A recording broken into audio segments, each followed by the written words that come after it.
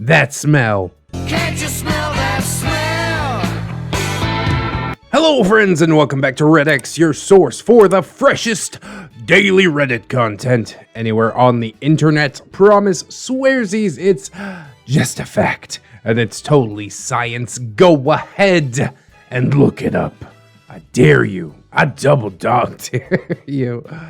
Oh man, today we're jumping back into rSlash Tales of Neckbeards. As a matter of fact, both of these come from my personal subreddit, rSlash ReddX Reads. But you probably already knew that if you're one of the old heads around here. We just got so many good sagas and stories and stuff going on over there, so stop by, check it out. If you got a story, then I'd be happy for you to share it with me. Today we've got Neckbeard that is obsessed with Deadpool. It's not Deadpool beard, it's just Dead Beard. But rest assured there are hundreds of thousands, probably even millions of these Deadpool obsessed weirdos walking around thinking that it makes them cool or unique to use somebody else's creation to express their own creativity. It's about as dumb as it sounds. So we've seen it before, but I'm happy to see it again. And then we've also got a gay neckbeard that is in the Navy. That's right, sailor boys. Oh boy, I'm slightly more hesitant. It also has a part 2, but we're gonna cover that one on another day. So let's just buckle in, boys and girls. We'll strap in and get ready for some of this glorious neckbeard cringe.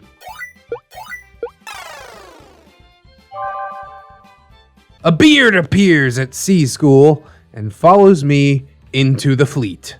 A saga. Yay, a saga! This one is long. Yay, it's long! Beefy saga's always my favorite. I'll tell you that much right now. And I relate to it because it's Navy stuff. Hooray! Also, NSFW, you've been warned again. Hi, guys! So, I never really thought to tell anyone about this at all. It never really occurred to me how much of a beard my roommate was in sea school while active duty in the Navy. There are a lot of beards in the Navy, bro. I speak from experience. I can recall at least 10 that I met through boot camp and A school, and probably 2 or 3 at my active duty station in Japan, unless you're counting the IT crowd, because then the number jumps up into the tens. It's like 20 or 30 IT guys, and I'm pretty sure they all classify as neckbeards. I'm sure I'll share those stories with you one of these days. But for now, we got this, and we got to deal with it one at a time. So, this first story is kind of long, so sorry about that. Hey, no problem, bro.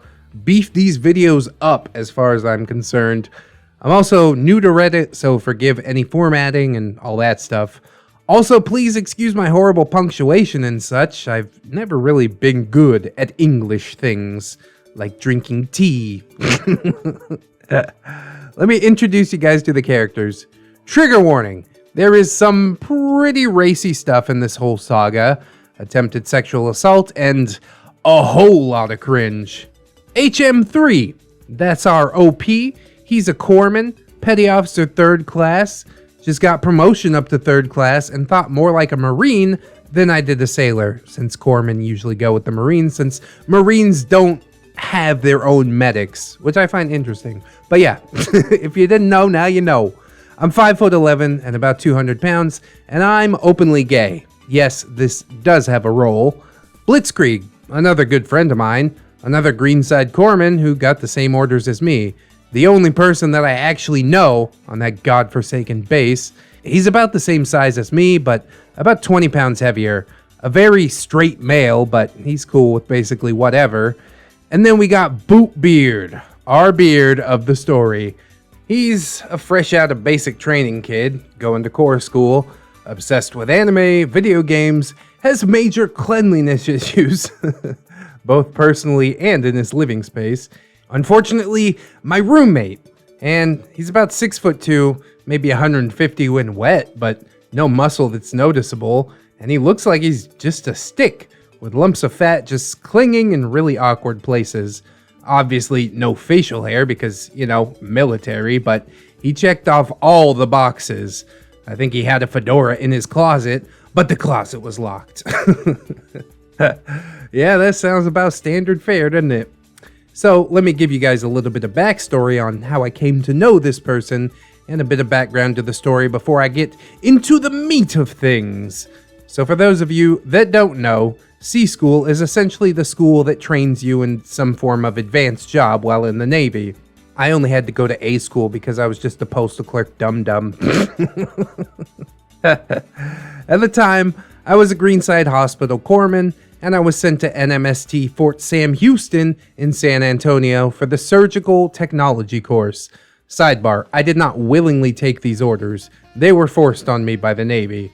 Now, on this base, some people are fresh out of basic training, and then there are those like me who are coming, as we put it in the Navy, from the fleet. Those of us that are from the fleet typically have some form of time in service, ranging from a few months to a few years. I was right in the middle of that, with just 2 years in the service, when I received my orders to C School. Now, I'm not even going to try and portray myself as someone who was the popular, go out with friends kind of person. I had just come from Camp Pendleton in California, where I was with the Marines at the time, so you can imagine what my mind was like. When I first arrived on base, I already did not want to be there, and it was obvious. I had already decided that I was going to live on base in the barracks to try and save some money. Okay, dear readers, let us commence this horrible story with the first week that I knew this kid. And yes, I refer to him as a kid because that's basically what he was. You'll have to forgive me if I don't give any dates or anything. This is purely for the protection of privacy and OPSEC. Hey, I talk about OPSEC all the time on this channel. Keep everything on a need-to-know basis. I just don't do it very well because I live on YouTube and basically tell you guys everything that's going on in my life. I also won't give a lot of details of where the event took place on base and such as well, but the stuff that took place out on the town, yeah, I'll do my best with that. So I received my orders and left for San Antonio within about 2 weeks. Little did I know, the next 14 weeks that I was going to spend on this base were going to be an absolute hell. And if it had not been for my buddy Blitzkrieg coming with me, I'm pretty sure I would have gotten a captain's mast or a court-martial. I went to captain's mast twice. I was a naughty sailor. I knew going to the base that it was going to be a mixed bag of people. And I also knew that I was most likely going to be in contact with junior sailors. But little did I know, the junior sailor I was going to be exposed to would be one of the worst. Yeah, boot camp's gone soft, bro. They don't make them like they used to. When I finally arrived in San Antonio, I drove with Blitzkrieg from California to Texas. It was a great drive. Would recommend. We arrived on base and did the whole check-in process, and we were assigned our rooms. We had been hoping that him and I could have been roomies, but alas, the gods were not on our side. I was assigned a room on the first floor, and Blitz a room about 4 rooms down the hall from mine. Sweet, I can remember thinking. I was going to at least be able to spend some time down the hall with the one person in this hellhole that I knew and would actually get along with. Once we received our rooms, we opted to go deposit our stuff and hit the town, seeing as we arrived on a Friday and our schooling didn't start until the following Monday. Hell yeah! Party time and then recovery day. Now the buildings that the barracks are in, well, they are at this time relatively new, having been constructed a few years before I arrived. So I finally arrived at the door to my room and took a deep breath. Well, here we go. I opened the door and I was pleasantly surprised. It appeared that I was going to be by myself. Praise the Lord! I moved all my stuff in and stuffed it all into the closet, not really locking it as I assumed that I was going to be alone. You know the saying, assuming makes an ass out of you and me. This proved to be so true in this situation. I met Blitz out on the quarterdeck. Now I'm going to tell you guys what we're wearing. This will play a part later on. Trust me. I was in a pair of Wrangler jeans and boots with a 9-inch nails tee. Blitz was in cargo shorts, Vans, and a polo. A diametrically opposed pair, to be sure. We left the base and went out on the town, ate on the Riverwalk, and hit a few bars, had a few drinks. Nothing too much, really. Definitely sober when we arrived back on base. When we got back on base, it was about 2000, 2100, not too late. We agreed that we would part ways and meet back up tomorrow to explore the base and explore the town. Coming back at 8 or 9 o'clock, bro, I thought you was gonna do it big. I thought you was having a real night out. This is like an old people's night out. I'm gonna go catch a matinee at the cinema.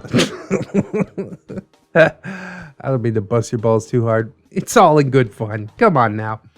Now, when I say what happened and you guys see my reaction, just know I held my tongue because I had to live with this cretin for 14 weeks, if not more. I got to the door of my room and a smell. It was horrible. Hit me. I can't even describe it really. The best I can describe it is the smell of rot and fish. Blitz was walking with me when we got to my door, and the best I can guess is he saw the look on my face before he also got smacked with that smell. I looked at him. OP, bro, what the f is that smell? Blitz, oh, I don't know. It smells like CDIF with fish piled on. OP, where's it even coming from?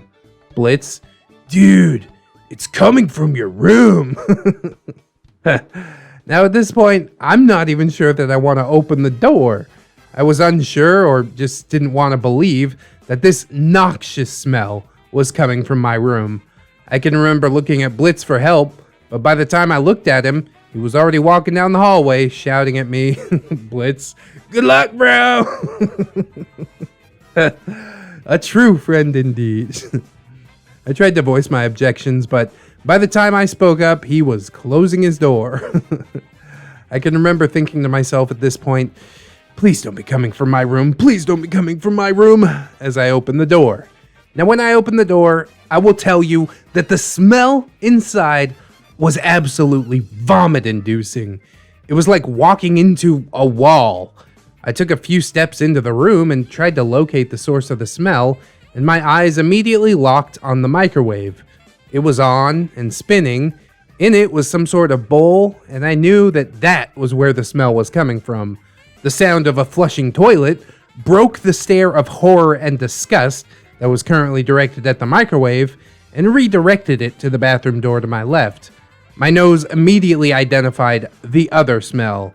The CDIF rot smell was coming from the bathroom. I suppressed a gag as the door opened and a tall, skinny boy popped out. I know that the look on my face had to have said it all, and that's when this new person spoke.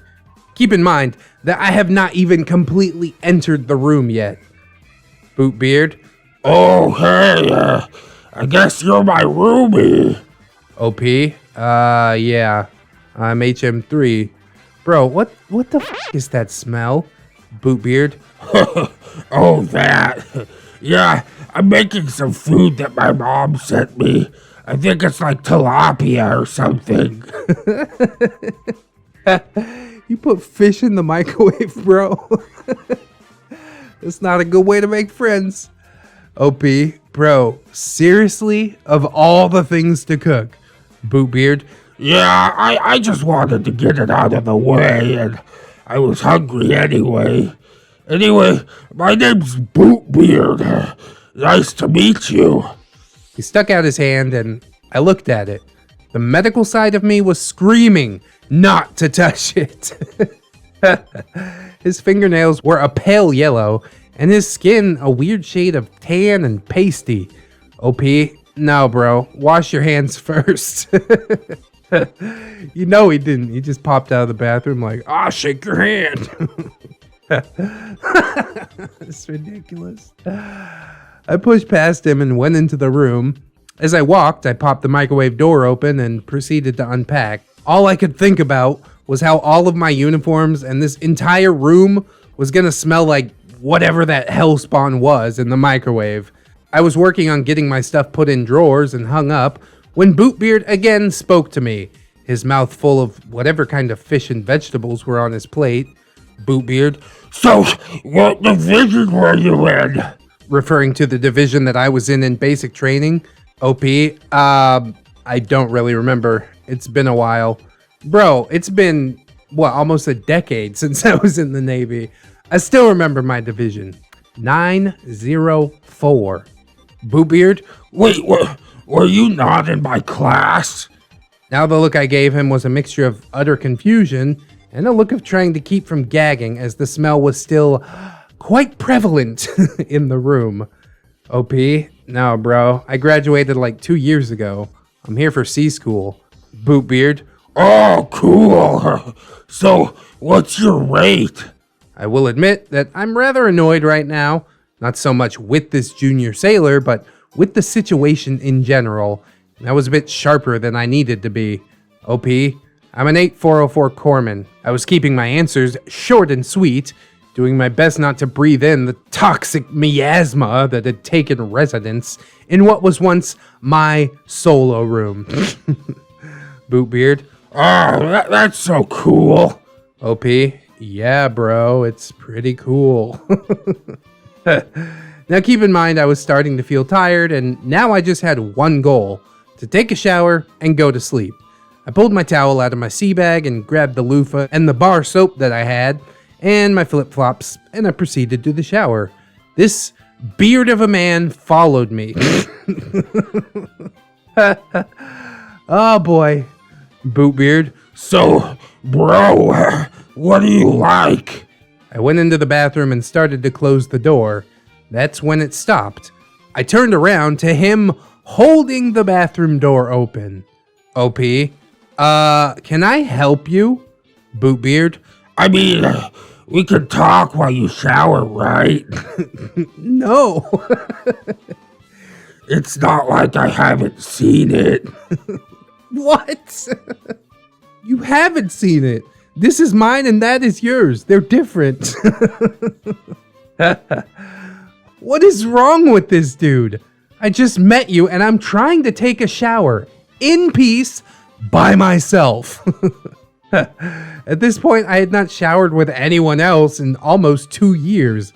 At this point, though, I was just too tired to argue. Jesus Christ, dude. No, this is worth arguing about, okay? I always have the energy for this argument. Doesn't even have to really be an argument. Just be like, I'm gonna punch you in the mouth. I turned on the hot water and pulled off my shirt. Now, I do work out a lot, but I was not a thing to behold. I wasn't like a bodybuilder or anything. I was just in shape. Out of the corner of my eye, I could see him. Now, there is very little that makes me actively uncomfortable, but the look that he had, that was something that did. I could see him looking at me like I was a piece of meat. Now, I'm not a bashful person at all, but I certainly was not gonna give this dude a show, especially because 1, I didn't know him in any capacity, and 2, I am not a form of entertainment. I spoke up. OP, dude, do you mind? I'm trying to change. He did nothing. He just stared at me. This I put my hand on the door and forced it closed. I stripped and took my shower. When I came out of the shower in just a towel, I know, big mistake, but I didn't grab any clothes like an idiot and just had no choice. I certainly was not going to let him go through my stuff to grab my clothes.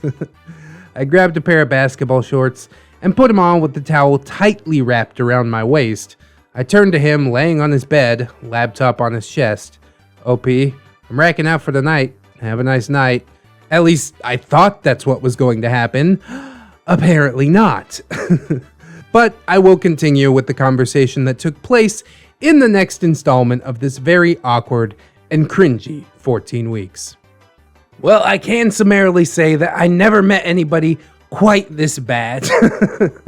If this guy is willing to like take things this far and try and see you naked on the first night of meeting you, oh, I fear for what comes next, honestly.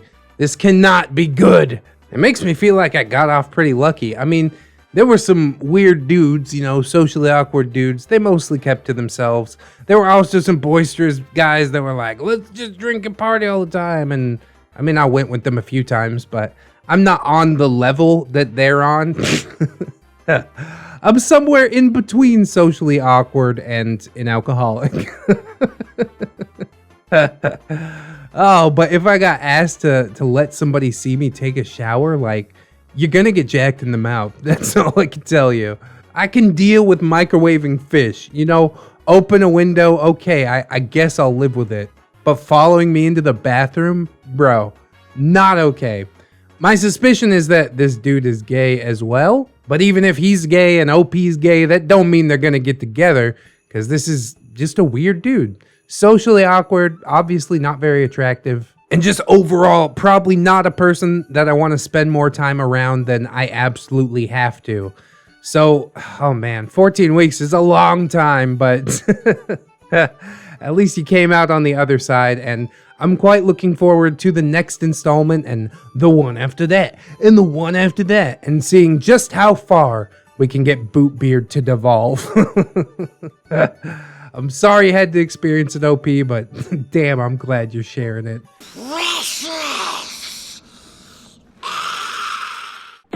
BOOTBEARD, the awkward breakfast. Hey guys, I figured I could continue with these both horrific and cringeworthy encounters I had with this weird little guy. I had a weird little guy for a roommate in the Navy too. This time I will dive into more the neckbeard type things that he did. Last story was more so to cover our initial encounter and a series of introductions. Also, it didn't go unnoticed that my first story was not well received. If you guys have any constructive criticism, please feel free to comment. I'm not the best writer, and I know that, but I am trying to improve. Oh, come on, OP. I think the comments were mostly positive. There might have been a few stinkers in there, but there always are.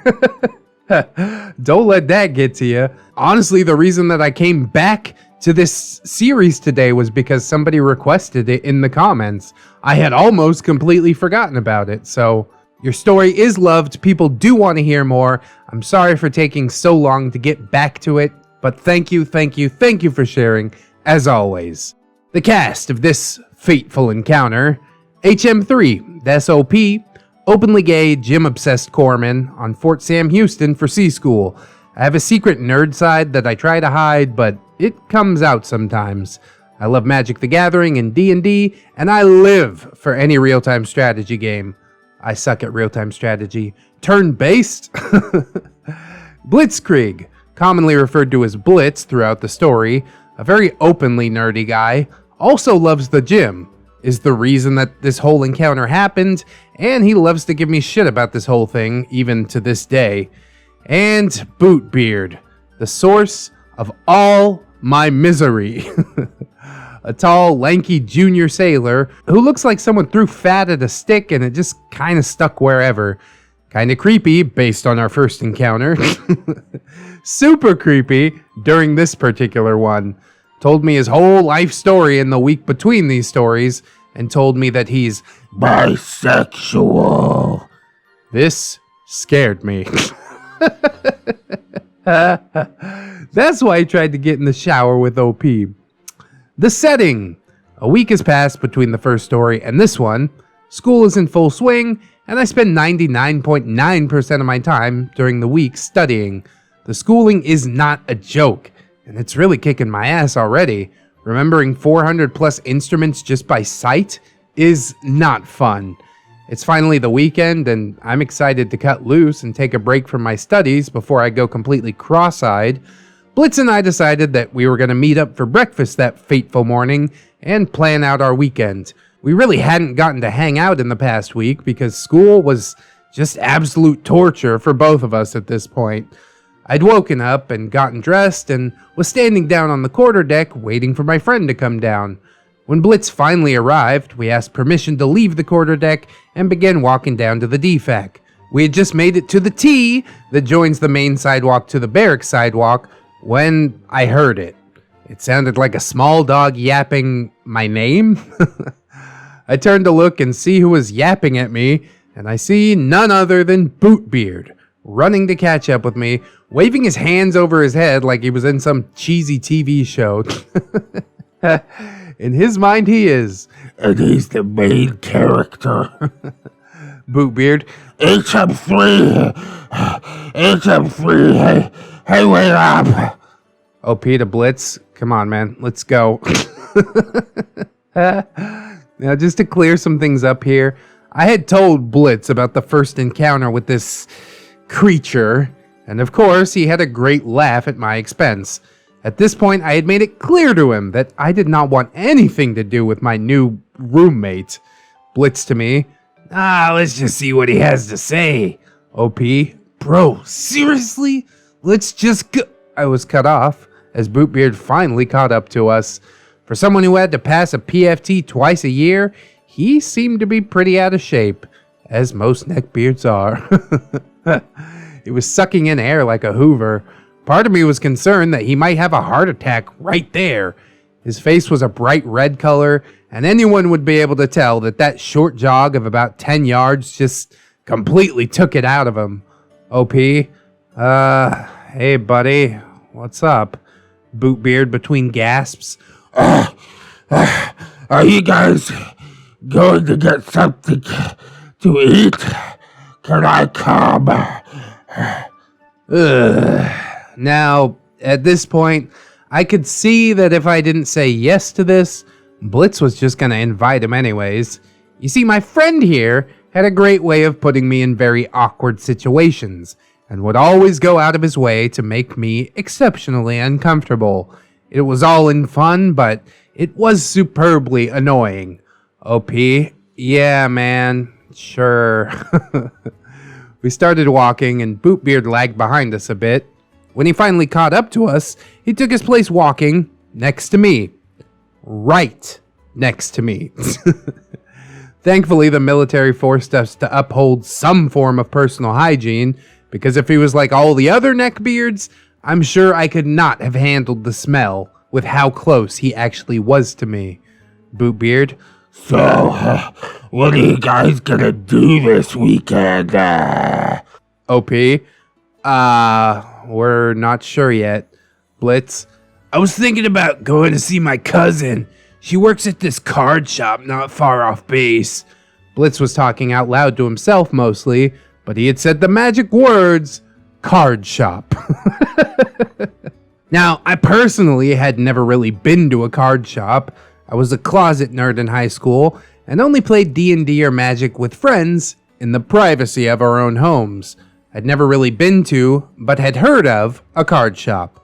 I knew for the most part what they entailed and what they sold, trading cards and board games, but I had no idea that you could play these things in the shop. Yeah, I'm gonna be honest with you, that's not really an experience worth having.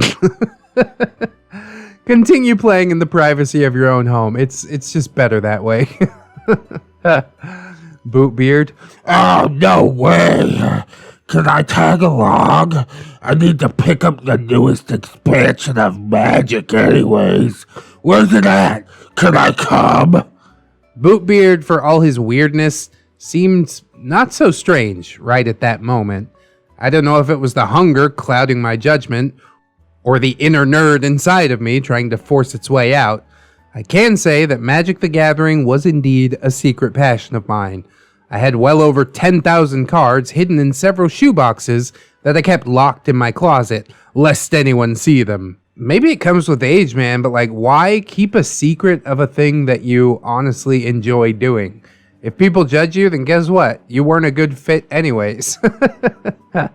That's fine. I play Magic. I love Pokemon. I got Mario tattoos. If I'm not doing YouTube or dad things, I'm sitting down on my Nintendo Switch. I make no secret of it because the people that would judge me about something like that are honestly probably not people that I want to hang around anyways.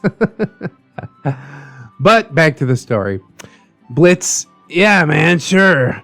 I think she mentioned they were having some sort of tournament tonight, so we could all go to it. I shot Blitz a scathing look when he offered this to BOOTBEARD.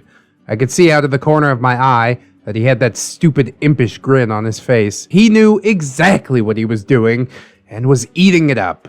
We finally arrived at the DFAC, the mess hall, probably should have cleared that up earlier, and my stomach was now making the sound of, put some food in me or else. Stupid body, always needs fuel. How about some Cheetos and Mountain Dew? That's the good stuff. We pushed into the door, checked in, and got in line to get our breakfast. Now, I will tell you that the food they serve in these fine dining establishments is not the best. But with breakfast, The best thing you will ever eat, yes, I will die on this hill, is the omelet. Now, I love eggs anyways, but these omelets, were the best. I was standing in front of the little omelet station, waiting for mine to get made.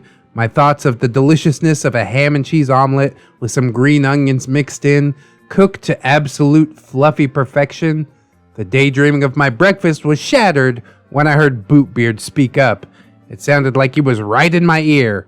I won't lie, it caused me to jump a little bit because I was not expecting it.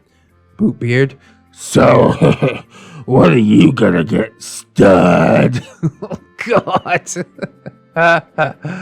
I will say though, shout out to them CSs. They're whipping up omelets every morning, customized and everything. God, that is a good memory from the Navy.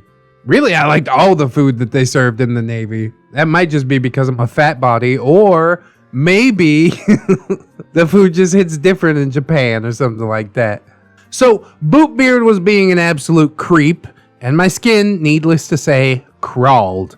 A chill ran up my spine as my brain struggled to process what the hell he had just said to me. Did he just call me stud? I whirled around to look at him and saw Blitz standing behind him. He looked like he was about to burst, trying to hold back his laughter, and I just shot him a death glare, willing him to laugh so I could bash him in the head with my tray. I then focused back on BOOTBEARD, who had that same look on his face that he had a week prior. He was looking at me like I was a hunk of meat. It made my skin crawl again, and I felt the goose flesh appear on my arms. OP, bro, what the fuck? Don't call me that. Super weird and super inappropriate. BOOTBEARD turned a bright shade of red and looked at his tray. Before he could utter anything else that could potentially be construed as minor sexual harassment, it was my turn to get my lovely, fluffy, cheesy omelet. I told the cook what I wanted, and within a few minutes, I had God's greatest gift to man right there on my plate, along with some toast and a chocolate chip muffin, and I was headed to try and find us a table. I found us a table in a back corner away from people and set my tray down. Away from people is not good. Don't do that. Now it was time to get the sweet, glorious bean juice, mostly known as coffee. Now, I'm not like most other people in the military. I personally do not like my coffee black. I'm just not a fan of super bitter things. I grabbed a cup and a small bowl, poured myself a cup of coffee, and grabbed a handful of sugar and cream for it, and then returned to our table. By the time I had returned, both Blitz and BOOTBEARD were just sitting there. I sat my stuff down and took my seat directly across from Blitz. Now, BOOTBEARD was initially sitting next to Blitz, but when he saw the seat next to me was open, he moved right on over and sat down next to me. BOOTBEARD, You don't mind if I sit next to you? The sun was in my eyes. what sun? There was no window behind me, and there was no sun anywhere near us. I suppressed an audible groan, and spoke up, telling him, no, I don't mind at all. You need to give him a swift smack in the nuts with a stick called reality. But as we've seen in the Casino Beard Saga, that doesn't always work. And it might have also made things more awkward because, you know, he's your roommate for the time being. So I guess I see where OP's coming from, but it does feel like frustratingly passive in a way. I took a long drink of my coffee when I felt it. Was that a hand on my thigh? The feeling of this damn near caused me to choke to death on the hot coffee as my brain told my mouth to say something without realizing that my mouth was currently occupied with a cup filled with steaming hot coffee. When I opened my mouth to say something, the coffee promptly directed itself into my lungs, which caused me to start coughing like I was trying to cough up said lung. OP, bro, what the fuck? BOOTBEARD, Are you okay? I'm dying, bro. He reached up to pat my back, which in turn caused me to spill my coffee all over the table. Glorious devolution. Once I recovered, I glared at him. Through all of this, his hand had never left my thigh. I leaned into him, my nose nearly touching his, and I reached down and pulled his hand from my leg. And then I spoke in a harsh whisper. OP, remove your hand from my thigh, shipmate. I spoke in a whisper so as not to draw any more attention to us, as my little coughing fit had done that well enough. He promptly looked away and mumbled under his breath something that I couldn't quite understand. I got some napkins and cleaned up this frickin' mess and groaned. I was really enjoying that coffee. I stood up and went to get some more. When I sat back down, I started to put my 3 creams and 2 sugars in my coffee when BOOTBEARD's borderline about to get hit self spoke up. BOOTBEARD, Cream and sugar is for wusses. I turned to look at him, a mix of anger and surprise in my eyes, and I spoke, venom dripping off of every word. OP, no one asked you. I stirred my coffee and resumed drinking this life juice. My breakfast was officially ruined, but things would only get worse.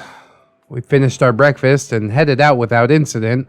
Blitz made plans with BOOTBEARD to meet up outside the barracks at 1700 that night so we could all go to this Magic the Gathering tournament that was taking place at this game shop around 1900 that night. So this is where I'm going to wrap this one up. I know not much happened here. Are you kidding? The sexual harassment, the coffee all over the table, that's an event in itself. But it does get a hell of a lot worse. Edit! Hey, props to ReddX! Yo! For struggling through my horrid writing. I'll explain more about the smells and such at the beginning of my next installment. And the next installment is exceedingly beefy, estimated reading time around 30 minutes, so it's going to be quite a large video, probably pushing 50 minutes because of all my pausing and side comments and the things that I can't help but do. But I think plenty happened in this story, you know. BOOTBEARD has now laid all his cards on the table, and OP has expressed his dislike and frustration. We don't quite know how BOOTBEARD responds to all of that quite yet, but my guess from OP saying that it gets a lot worse is that he doesn't respond well, if at all. So they got a big Magic the Gathering tourney to go to, and I'm sure we'll enjoy that story. I am calm. Let me get to him.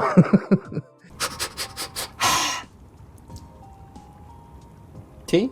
BOOTBEARD, the confrontation and a fight. Oh, that's what we've been waiting for, the big fight. Fight night. Hello again, Redditors and Redditettes, and also everyone on YouTube, should this story be read. Ah, come on, bro, you know it's gonna get read. Might take me a little bit, but I'll get to it. Hang in there. It is I, your once very passive-seeming HM3, here to regale you with a report of a fight fit for the ages, and the results of said fight. Don't tell me you lost, bro. Now to get some things out of the way here, BOOTBEARD, our resident creep who is currently obsessed with me and is willing to cross any line to make that known, is currently ranked at E3, or a seaman. Seaman. I'm presently ranked in E4. Hey, E4 Mafia. Can't support that. I was always a seaman. As a hospitalman, 3rd class. There's one pay grade between the two of us, so by usual standards within the United States Navy, we could, in theory, be in a relationship, be it sexual or just regular boyfriend-boyfriend kind of thing, without any repercussions from the Navy itself. The thing is, however, I was, 1, not looking for a relationship, as I had just gotten out of a bad one with a Marine who was so deep in the closet that he was finding Christmas presents from 1909. Hey, there might be some money in them antiques. I don't really know how we were in a relationship, more so than just hooking up. He's the one who called us boyfriends, but, oh, we couldn't tell anyone. And 2, I was in no way attracted to this specimen of a man. He just was not my cup of tea. He's not a cup of tea, bro. He's like a cup of disgusting bubbling tar. Nobody wants to put that in their mouth. But with all that out of the way, I'm doing my best to keep the intro shorter and less rambly. Let us meet the characters of this sordid tale. I will apologize in advance to ReddX. I'm sorry if you get demonetized on this reading. Hey bro, I dodge it pretty good these days. Come at me. Now, come with me, pour yourself a glass of whiskey like I have, and do enjoy. The characters. HM3, this is OP. Openly gay, gym obsessed, secret nerd. At this point, I've decided to be nice was just overrated, and I was basically over the bullshit. And I was now going to establish that I had a side that I had developed while working with the Marine Corps, and it was time to show it. Blitzkrieg, fellow Greenside Corpsman, gym partner, and best friend to this day, will forever back me up in any decision that I would make, and has taken a bullet for me. Literally.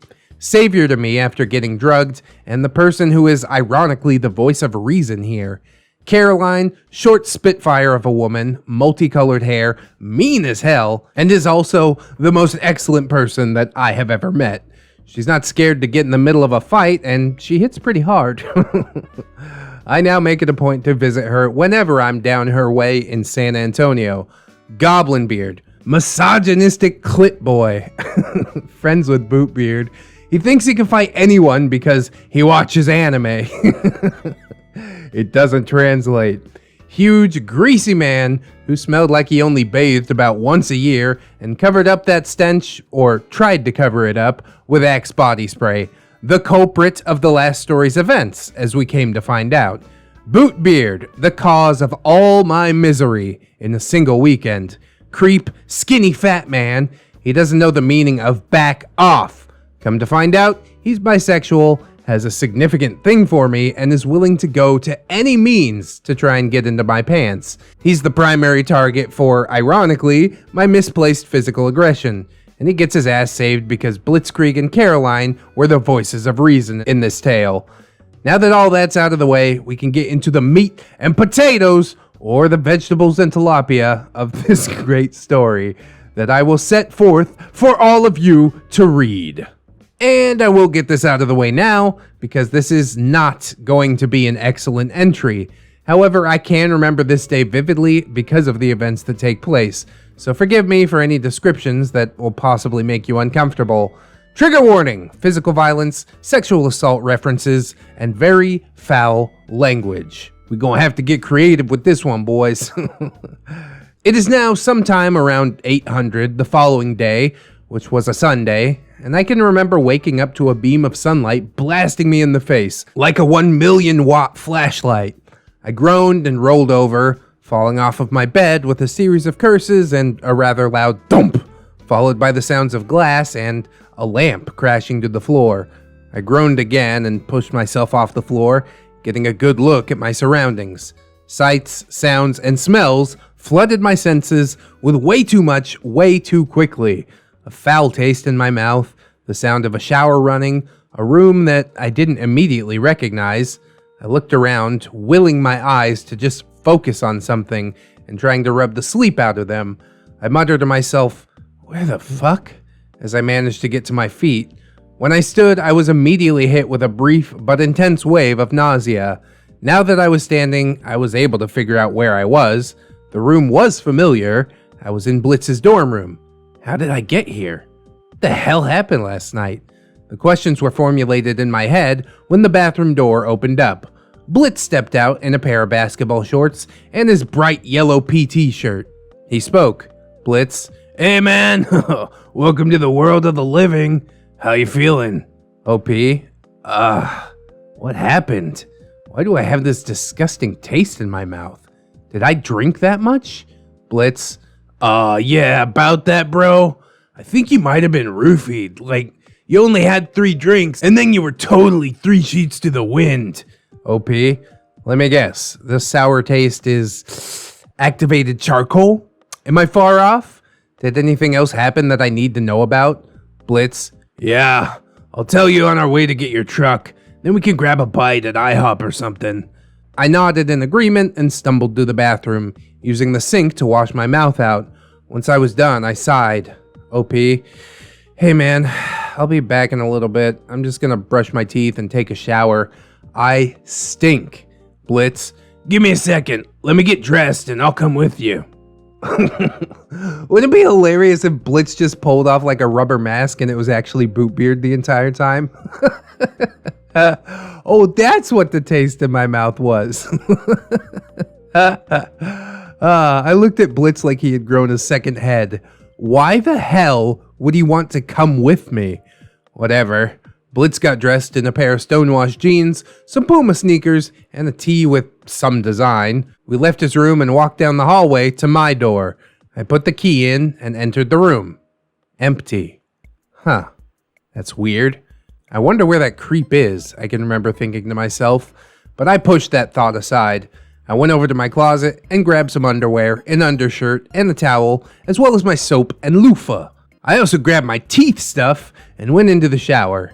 I showered, got relatively dressed, and joked with Blitz about sneaking a peek while I was brushing my teeth. Once I felt that I was a new person, I popped open a bottle of ibuprofen 200 milligrams and took like 8 of them for the pounding that had made its way into my cranium. I don't think that's a good idea. Why must you punish your liver so? I got dressed. Today was a day that was abnormal for me.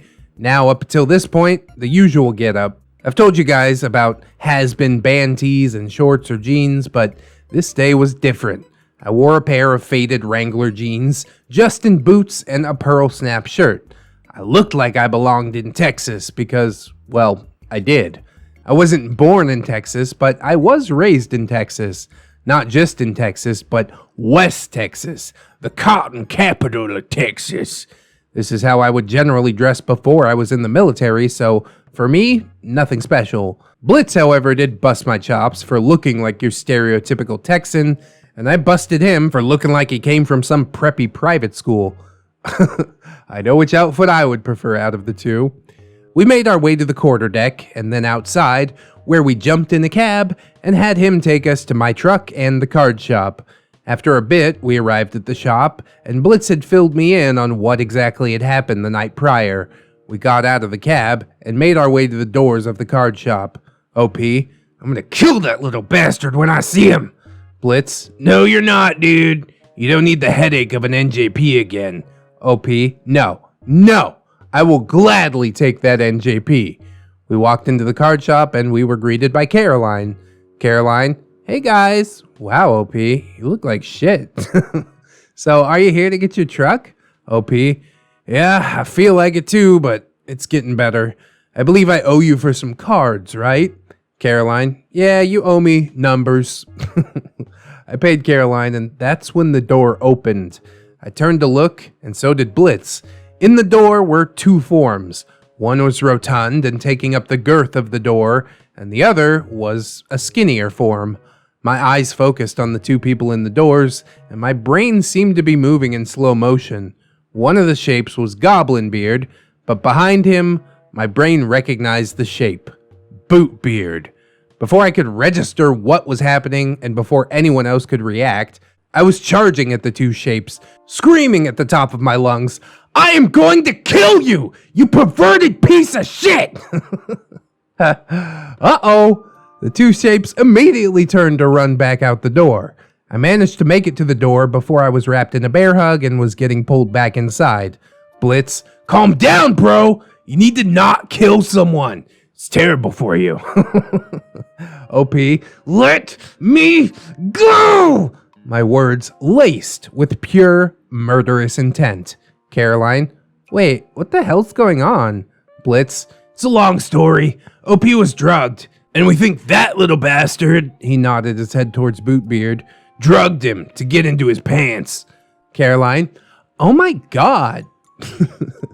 Yeah, that's accurate. Maybe follow that up with, they're banned from the shop forever now. I struggled violently against the arms holding me. Now, I will say that I am not proud that I did this to my best friend, but I went low and kicked Blitz in the shins, which caused him to loosen his grip just enough for me to get free. I broke free, causing Blitz to fall backwards and stumble into Caroline, and I was out the doors, chasing that skinny bastard across the parking lot, with him spewing that, I needed to calm down, and that he was sorry. and some other things that I just can't remember. When I finally caught him, I tackled him to the ground. He squirmed his way away from me, and as I was going to stand up, I was kicked in the ribs. The kick caused me to roll on my side, as the sudden rush caused a shock to my system. I scrambled to my feet, coming face to face with Goblin Beard. I was seeing Reddit this time, but I distinctly remember him taking some pose. Goblin Beard. Come on! You think you're big? I've won 5 different types of martial arts, and you could never hope to come close! He was interrupted as I swept his feet out from underneath him. And he fell to the ground, hitting it hard. I'm pretty sure I felt the earth shake at least a little bit. I climbed on top of him, and with a balled fist, I delivered a blow right to his jaw. Now, I distinctly remember when I hit him, my fist almost slipped across his face, coming back with a shine that was not there before. Greasy boy. As I went to deliver another blow, this time aimed straight at his nose, I was pulled off. I began to struggle, spewing curses at both Blitz, who was now holding me again, and the large massive blubber that was standing back up and assuming another completely asinine pose, spouting that I had gotten a cheap shot in. He was going to end me right where I stood. Now, the next series of events that took place were both ridiculous and managed to haunt me to this very day. Before anyone could react, just as Goblin Beard was about to deliver what he would have called a punch, with some weird wind-up that was reminiscent of some power-up from Dragon Ball, Caroline suddenly stepped in between us. She managed to dodge the blow, surprisingly, causing the lard ball to fall on his face again. She then kneeled on him, speaking in harsh tones. Caroline, both of you, stop it now! OP, I will kill you both! Blitz, calm down, and I'll let you go. OP, let me go! I'm gonna kill them both! Blitz, then no, I'm not gonna let you go. I struggled some more, and Blitz began to force me back into the shop, while I was spewing many curses at absolutely everyone. Once we were inside, Blitz took a post at the door after letting me go to make sure that I could not get out the entrance to the poor beards who were now talking to Caroline. I was pacing back and forth, waiting for my chance to get by, stalking back and forth like a panther, just waiting for that sweet opportunity to get to its kill. OP, let me out there. That little bastard tried to rape me. I was shouting at Blitz, who would not move. He was stuck like a rock. Blitz, I can't let you do that, man. You gotta calm down. You're being irrational. You just need to stay put. OP, I am calm. Let me get to him. You sound super calm, bro. I paced back and forth for around 30 minutes and had finally begun to calm down. I could still feel the anger just burning in my gut, but at least the adrenaline had finally worn off. I was still pacing with my fists balled up, but I had calmed down enough to begin thinking a little bit more clearly. It wasn't much longer before Caroline came into the shop and filled me in on what exactly happened the night I was drugged. And with that, dear reader, I leave you with a somewhat intentional cliffhanger. I've been drinking a little bit, and I don't want my writing to get any worse than it already is, so I'm going to call this one here and go lay down. As I remember the next 4 days after this, just trying to get my thoughts in order to write them down here. Until then, friends, remember, wash your hands. That's my line. Stay safe, and don't lick rocks. That's right, only boof them. And OP might have left it a cliffhanger, but I certainly am not going to. We're going to go ahead and jump straight into the next part and see what it's about. The Tale of BOOTBEARD, a square punch, the police, and a talk with the CO. Ah, the CO, my best friend. Hello, Redditors and Redditettes. I have returned to regale you with the tales of my horrible life with a junior sailor who's basically hell-bent on sexually assaulting me. I am sober for this tale, and I plan on regaling you of the exploits, all about how I got sent to the commanding officer's office, and what happens when you try and fight someone who actually knows how to fight. Now, this intro isn't going to be stupid long like my regular intro. That way, I can kind of cut back on the time that it takes to read. I mean, I don't mind the longer stories, OP. It's cool. Write down whatever you need to. Here's a recap if you can't remember from 20 minutes ago. I was roofied at a party because of my creep of a roommate. My best friend informed me, and the slime of a roommate showed his face at a card shop. I attempted to murder him, only to get blindsided by his mountain man friend. I was then forced away from the situation by said best friend, so I basically missed a charge. The cast. OP, typically found in a band tee, some jeans, a pair of tennis shoes. I tend to dress like I'm from the country because I've been raised in the country. Also built like a brick shithouse because he lives in a gym. Blitzkrieg has a similar build. He's about 6'2", black hair, green, like really bright green eyes, is generally dressed like a preppy kid, and outweighs OP by at least 30 pounds. Caroline plays a small part as well. She manages the card shop and also brought the police into the situation.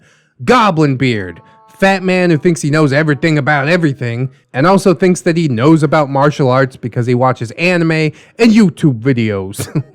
The lie detector test has proven this is a lie. The specimen checks all the boxes for a neckbeard. All of them. CO, the commanding officer of the base that I'm on. He's been in the Navy for over 20 years, basically an old salt, and does not take crap from anybody. However, he does listen to his sailors, and he understands that certain situations require specific actions. An excellent officer when it comes down to it. And BOOTBEARD, the handsy little bastard who's obsessed with me. Skinny fat junior sailor is a constant thorn in my side and my now forever roommate. He learns with the last encounter and this encounter to back off, but he doesn't back off. He only takes more care with how he goes about being creepy. Oh, I thought this was going to be the big finale. That's alright. I'll drink in some more BOOTBEARD. Just make sure you keep an eye on your drink so there ain't no roofie in it. Now in the last story, Blitz had filled me in on what happened when I was roofied. This tale sent me into a tailspin of rage that could only be quelled by physical violence that nearly took place and that will actually take place in this story. So, as we pick up in this story, I'm pacing back and forth in the shop like a panther on the hunt. Pacing back and forth with my fists clenched, every muscle in my arms tensed. I had my jaw clenched so tight that it was starting to ache. I was demanding that Blitz, who was guarding the door, let me out so I could end the little would-be rapist. Thankfully, Blitz was thinking straight and knew not to let me out. I spent 30 minutes doing this until I finally started to calm down. Once I had calmed down enough that I had far less homicidal ideations, I took a seat in a folding chair from the night before. Blitz finally stood down somewhat and took a seat next to me and spoke up. Blitz, Bro, surprised I got to you before you did more damage. I've never seen you move that fast. OP, yeah, I can't express how angry I am. Honestly, if you weren't here, I think I would have legitimately killed him. Blitz, Have you at least calmed down some? I went to speak up, but the door opened, cutting me off. Carolyn was coming in, followed by the two beards, who were looking at the ground. Goblin Beard's face was red, and it was starting to swell from where I had hit him. Carolyn was the first to speak. Carolyn, tell him. Goblin Beard, I won't! He attacked first! BOOTBEARD, I'm sorry. I stood up, and Blitz was in front of me faster than I could take a step. OP, I'm okay. Blitz, nah, I don't believe you. OP, I'll be fine. I promise. I stepped around my level-headed friend, and he was right behind me like my shadow as I approached the two beards who had incurred my wrath just an hour ago. I got within arm's reach and stuck my hand out. I was going to be the bigger man and apologize for hitting Goblin Beard and shake his hand. I hope you got some hand sanitizer on standby. Never shake a beardo's hand. This is where I messed up. I had let my guard down. Before anyone could react, my head snapped back and I saw stars, and my eyes welled up with tears. You see, dear readers, when I tried to be a man and squash the whole situation, Goblin Beard took that as his opportunity to strike. as a goblin would do, I suppose. He had hit me square in the nose with a jab, and then started to waddle run his way out of the front door.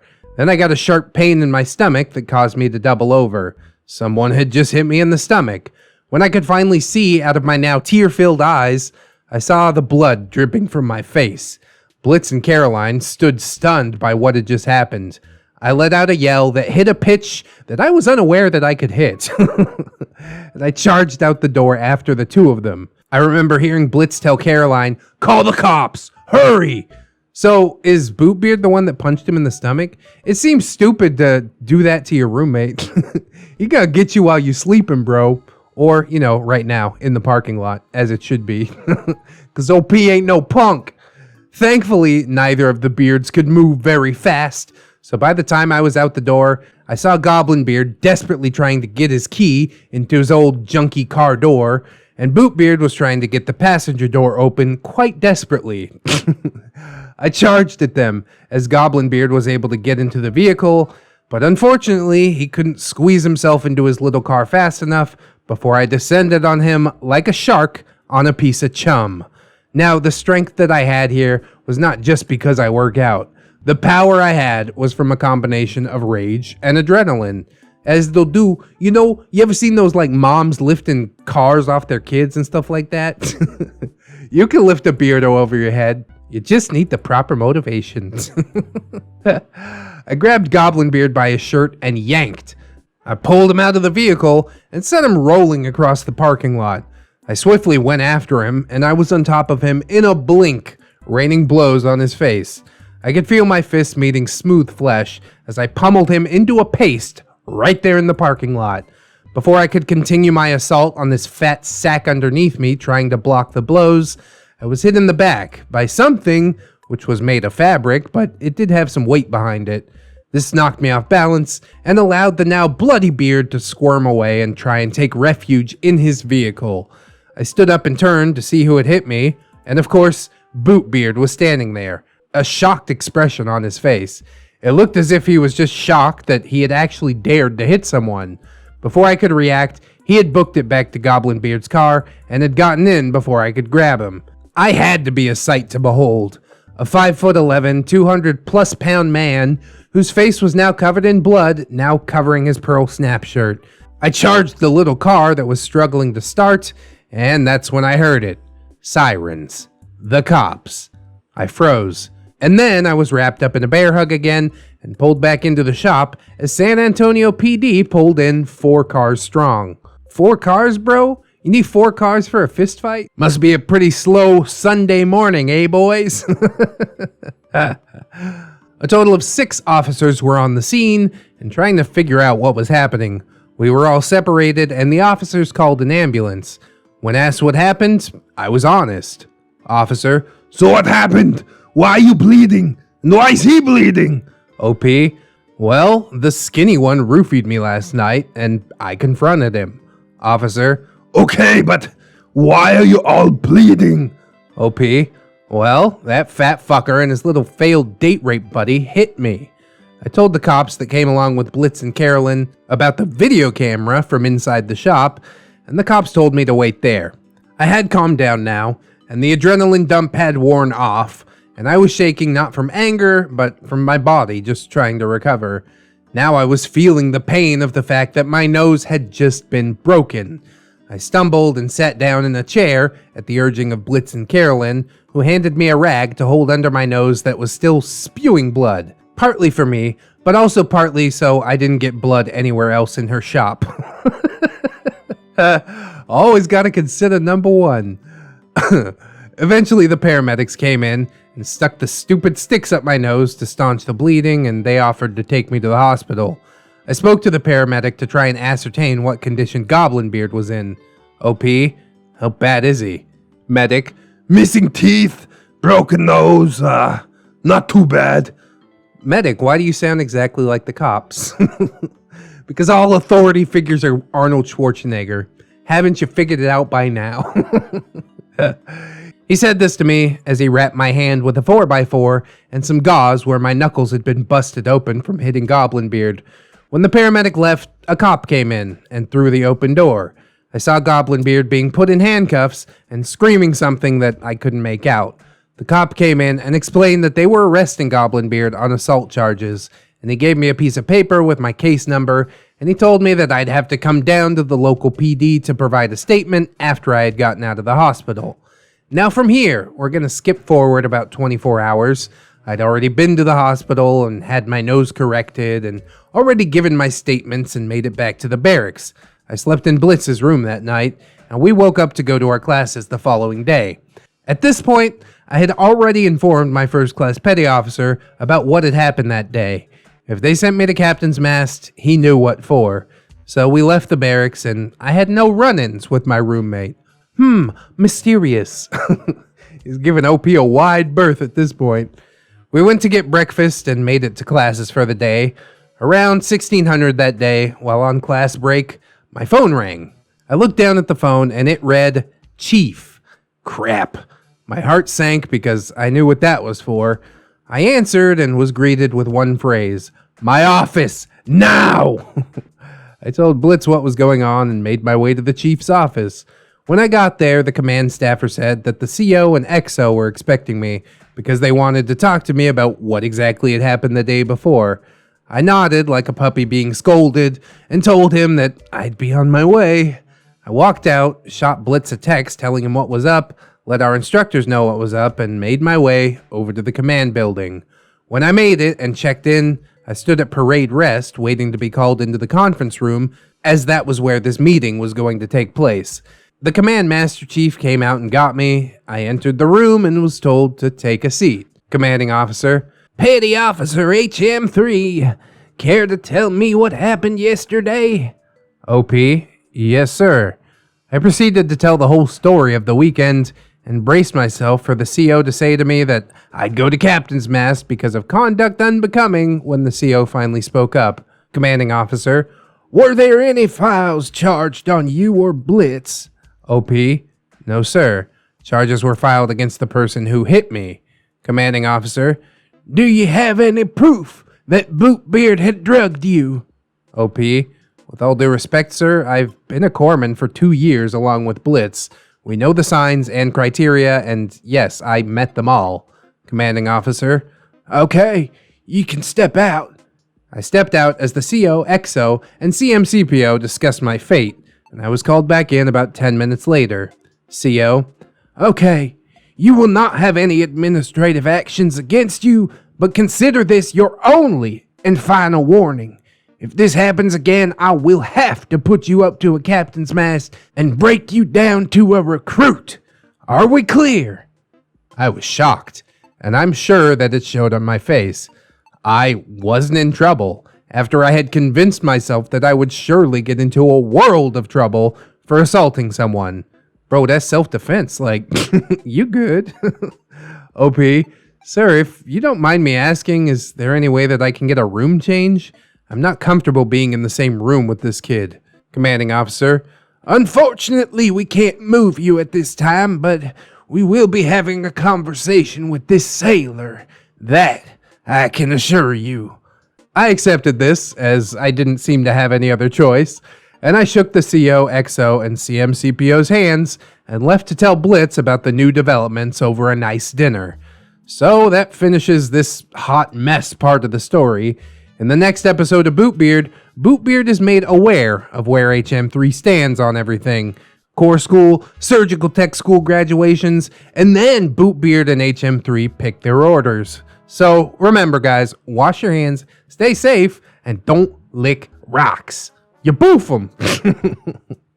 Well, I would say that you are very lucky that things unfolded the way that they did. They got dude punching you on video camera like it's an obvious case of self-defense at that point. Not as obvious for anybody who witnessed all of the events go down and you know, chasing this dude down to his car and shit, but that's what gets filed in the police report, all right? Just that this guy hit you and you're cleared of any charges. It seems like Goblin Beard got the worst of it, which is kind of dumb because he's just guilty by association in a lot of ways. It was never clear who actually put the roofie into the drink. Not that it matters, but BOOTBEARD does have most of the motivation. You know what I mean? So I would have preferred him to get the worse end, but I'm sure it'll come. This dude just can't seem to help himself. I'm not generally one to advocate for physical violence, but at a certain point, you know what I mean? Push comes to shove, then all right. What's gotta happen has gotta happen. Mic drop. BOOTBEARD. Why you should stop neckbeards when you first meet them. Big, not safe for work. Oh boy, deep breath. Hello, Redditors and Redditettes. It is I, HM3, and boy, do I have a treat for you guys today. This one's going to be a long one, as I'm going to be cramming 2 parts into one because I feel that this series is going on a little too long. There ain't no such thing as too long. We still good. I'll clarify some things for the absolute beatdown that I laid on our resident beard in the last story. I didn't get a chance to get my hands on the skitty little bastard because he was quick, but Carolyn informed me that BOOTBEARD had given the idea to GoblinBeard, who had slipped some ketamine into my drink. This is why GoblinBeard received a vast majority of my wrath. GoblinBeard had admitted this to her, like she wasn't going to tell me. Herp derp, beards aren't known for their vast intellect. In fact, they had both told her the whole plan. It involved drugging me. Check. Getting me back to the barracks. Check. Getting me into the room. Nope. Assaulting me. Hell no. Thank God. Thankfully, I had a friend who was on top of his shit and protected my ass. But that is why GoblinBeard was beaten to a pulp, and come to find out later, they arrested him not only on aggravated assault charges, a felony in the state of Texas. Oh, that's beautiful at least. I'm grateful for that. They also found some ketamine powder on him, about 5 grams, which is another felony in Texas. Woohoo! Last I checked, he is still in jail. Old big fat boy in jail, he's gonna be popular. They say, come here, tits.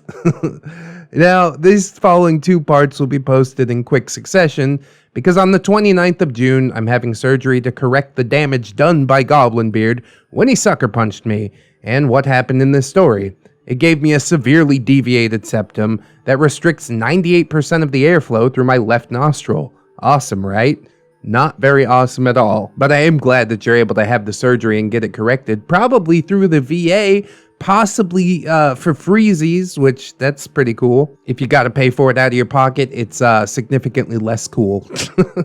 Anyway, let's get this story underway. This will be long and there will be some violence in it, so be warned.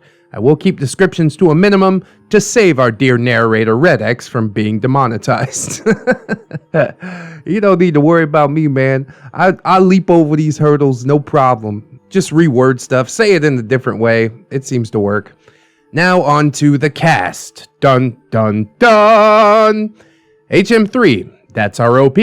I'm a gym-obsessed, as we have established, openly gay, object of obsession for the neckbeard of the story. 5'11", brown hair and dark gray eyes, built like a brick shithouse because I live in the gym. I typically can be found in some band tee and some jeans and a pair of tennis shoes. In this story, I pick my orders and find out where I'm going. Blitzkrieg, the best friend, an all-around shithead, gym buddy, and fellow FMF corpsman, also built like a brick shithouse, about 6'2", black hair, also picks his orders and thankfully ends up going to the same place as I do. BOOTBEARD is the handsy little bastard who is completely obsessed with me. Skinny fat junior sailor, graduated from corps school a week before me, and had to wait until orders came up to pick. He doesn't say where he's going, he basically followed me. And indeed, we would expect nothing less from him. Now on to the meat and potatoes, or veg and tilapia. That's my line of the story. A few months had passed since our last story, and graduation was fastly approaching for Blitz and I. BOOTBEARD had made himself scarce since the whole laying the beat down on his friend, and we only really saw each other in passing, or when we happened to be in the room at the same time. Once he had established that I no longer wanted to murder him, and string up his body in a blood eagle for everyone to see, he became a little bit more creepy again, and made a few more passes, but he never took it to the point where I had to tell him to fuck off. And now graduation was the next day. Blitz and I had decided that we would go out, have some fun, and celebrate that we were finally graduating. We hit up the Riverwalk and got completely hammered. We rented a hotel room, stayed off base, made it back to base the following day, and prepared for the impending graduation ceremony. Dress blues pressed and medals attached, rank put on, and everything prim and pressed. God damn, I miss wearing dress blues, man. Those things look so fly. Summer whites, but the dress blues, that's good stuff. The next day we graduated at 1600, and about 2 hours beforehand, we got to pick our orders.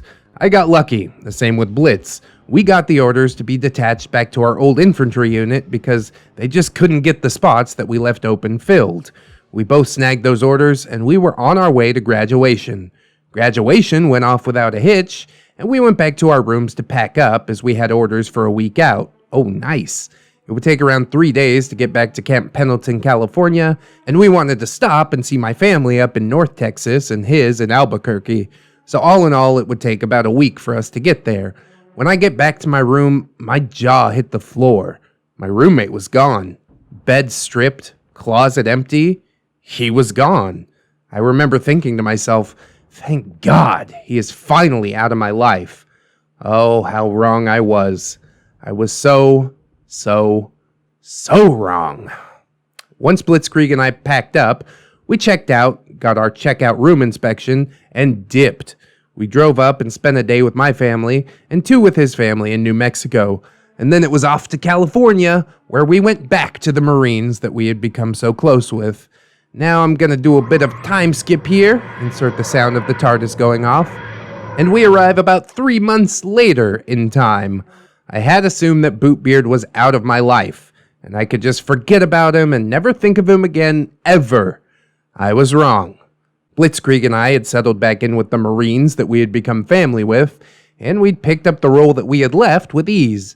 We were moonlighting in the hospital operating room, as that's what part of our orders required. One day, when getting ready to go into the sick call, one of our Marines approached us.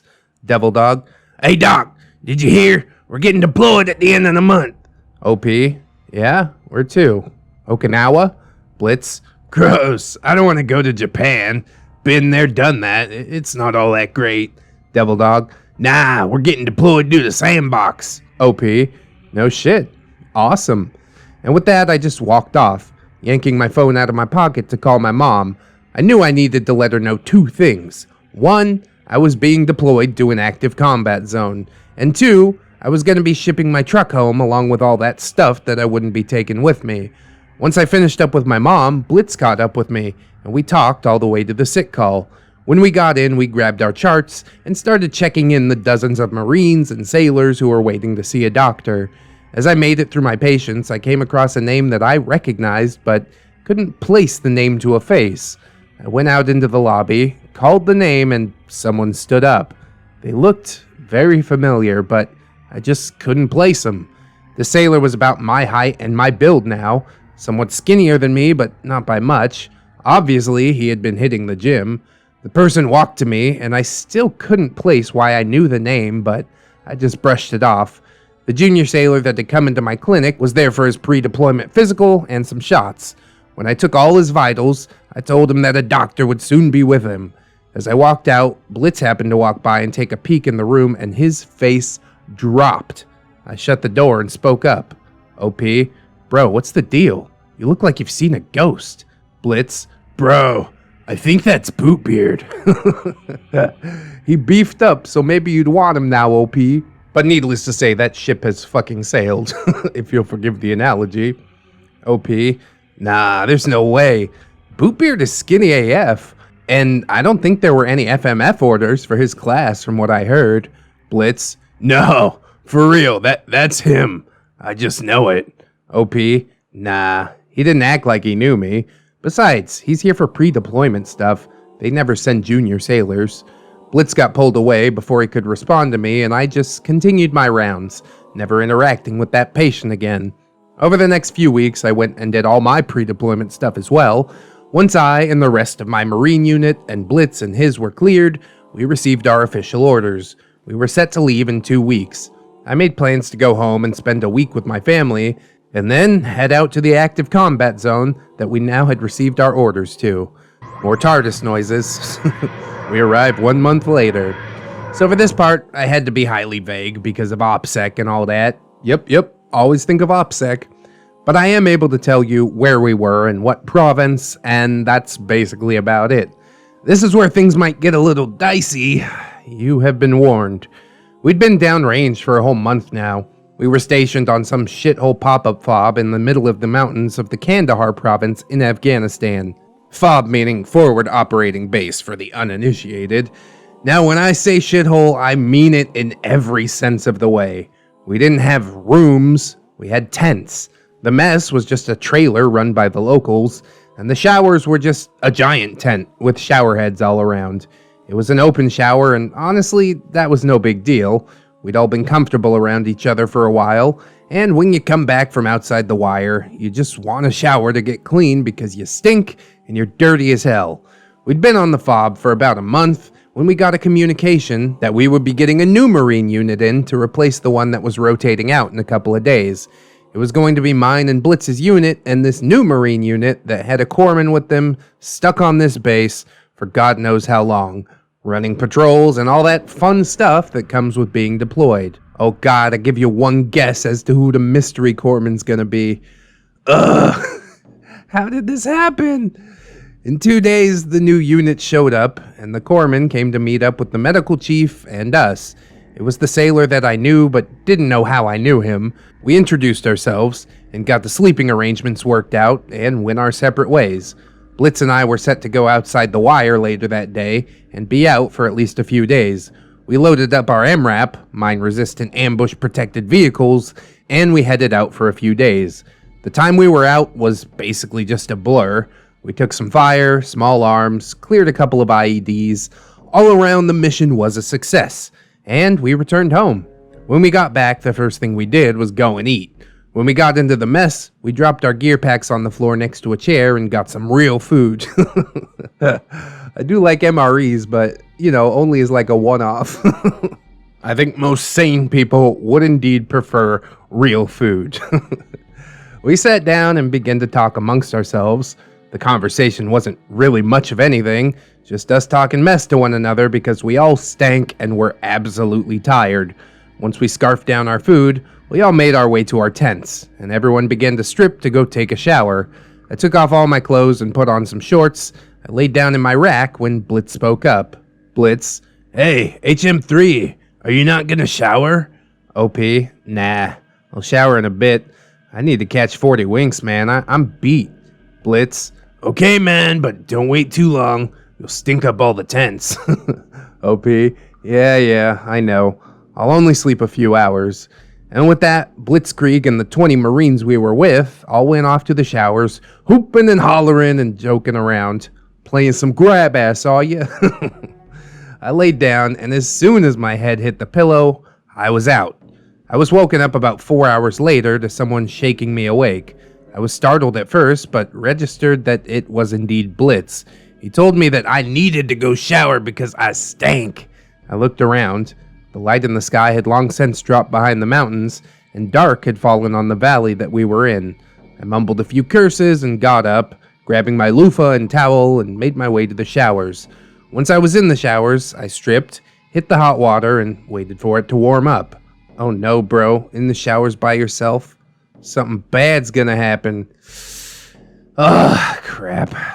Once the water was warm, I stood underneath it, letting the hot water run over me. Then I felt it. Someone had come into the tent with me. I looked up, wiping the water out of my eyes to see the sailor that I knew from somewhere. He took the shower pole right next to me and turned on his water. I ignored him and returned to letting the hot water loosen my sore muscles when the person spoke. When this person spoke, it all came flooding back. The voice, the way he was talking to me, the way he was looking at me. No, there was no way that this man who was built and had obviously been working out was really BOOTBEARD. But it was. BOOTBEARD. Damn, still fine as hell, I see. OP, I'm sorry, what? BOOTBEARD. What? You don't recognize me? Come on, I was your roomie on. I cut him off. OP, fuck off. No, you were not. My roommate was a hell of a lot smaller than you. BOOTBEARD. Oh yeah? You like The name of my body wash. and you wear? The brand of my underwear and socks. You studied surgical technology and you beat the shit. I cut him off again, not giving him a chance to finish. This time I looked up. He had changed. He'd lost the fat and gained a pretty hefty amount of muscle. But when I really looked at him, there was no denying that it was him. It was BOOTBEARD. OP. Bro, what the hell? Fuck up. I was the one cut off this time. Was he fondling himself? What the actual fuck? I spoke up this time, venom in every word. OP, I would recommend you stop. If you don't, I'll rip it off and shove it down your throat. I'm way too fucking tired for this. Okay, now here's where I put in the big warning, because this is where things get bad. This is where I will describe something that will probably be touchy for some people. I will be describing in as little detail as possible, but enough to show the emotion that I was feeling at the time, the sexual assault that occurred at this point in time. Can we just hop in the TARDIS? Can we skip past all this, man? Oh, God. This had taken me a long time to even be able to talk about to family, but I'm at a point in my life that I should be able to describe it here without scaring anyone else. Oh, buddy. I'm so sorry this happened to you, dude. This is absolutely horrible. But you're brave enough to write it. I'm brave enough to read it. Okay. When I turned to walk away, something was brought around my neck. I tried to yell, but fabric was stuffed into my mouth as my hands were bound behind my back with some sort of rope or cord. I was forced onto my stomach and could see 3 sets of feet. I didn't recognize any of them, and I looked up to see who was tying me up. I had already started struggling and trying to scream. Between whatever was wrapped around my neck and the fabric stuffed into my mouth, the most I was able to make out was a muffled yell. Then someone kicked me in the ribs, causing me to yell, but that was cut off again because I was kicked yet again, knocking the air out of me. I let out a muffled moan as I tried to struggle again, and someone leaned into my ear. I could feel the cold steel of something against my neck. It was a knife. This was a voice that I'd only heard in passing. It wasn't BOOTBEARD. It was a Marine. Marine? Keep moving, and I'll make sure you don't move no more. BOOTBEARD? Nah, let me have him first. Then you 3 can have him. He's just a bitch anyways. Marine 2? Yeah, sweet. I don't mind sloppy seconds. Besides, he's gay. He'll enjoy it anyways. BOOTBEARD? What do you? Go keep an eye out. This'll be fun. I'll be as quick as I can. Marine 3?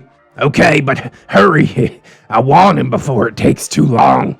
Jesus Christ, dude. This is like a living nightmare. I hate everything about this, and I feel so hard for you, OP. It makes me tear up a little just thinking about it. Like, I'm so sorry this happened to you, dude.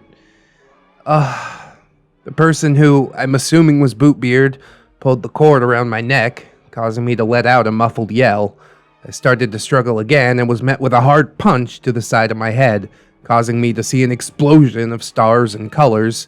The person behind me pressed into me as he leaned in my ear, and by the voice, I could tell it was BOOTBEARD. BOOTBEARD? Yeah, this is a lot better than I thought it would be. I'll make you mine, and then they can have you. Stop struggling. It only turns me on more. Jesus Christ, dude. Please tell me he just dies at the end of this. I know it must have taken a toll on you to write it, but it has certainly taken a toll on me as well to read it, man. Nobody deserved this. This is... God damn.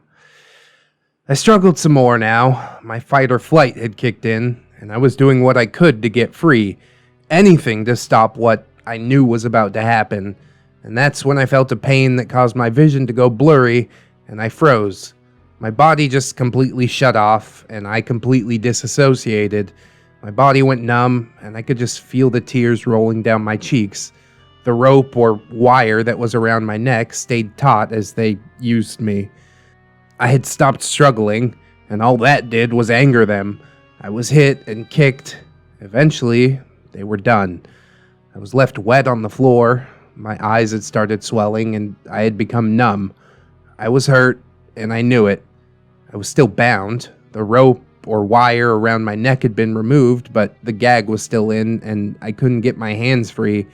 And that's when BOOTBEARD crouched in front of me. Lifting my face up by the jaws, he spoke, looking at what I know was my now bleeding and swollen face. BOOTBEARD, I said I would have you. I tried once and failed. I couldn't fight you then. That's why I got bigger. I made you mine, and there's something you can never escape. You'll always be mine, and you'll never forget how it felt when I first entered you. And I'll never forget this. I made you my bitch. Just remember, you tell no one what happened here. I mean, if you do, no one will believe you, but I recommend you don't tell anyone. Accidents happen out here. It'd be a shame if you didn't come back home, wouldn't it? Holy God, man. This is like far too real, far too visceral. Oh, I did not know what I was in for when I sat down to record today. I said it was going to be bad. I just had no idea how bad. I didn't even make a sound to answer. BOOTBEARD laughed at me and pushed my head back to the ground. He said something, and the three of them started to leave. I lay there, tied up on the floor of the tent.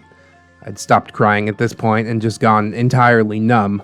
I remember looking up as I heard footsteps, and then the world went dark. Sidebar, no one could hear what was going on inside because the tent the showers were in was set away from the rest of the buildings in the tents.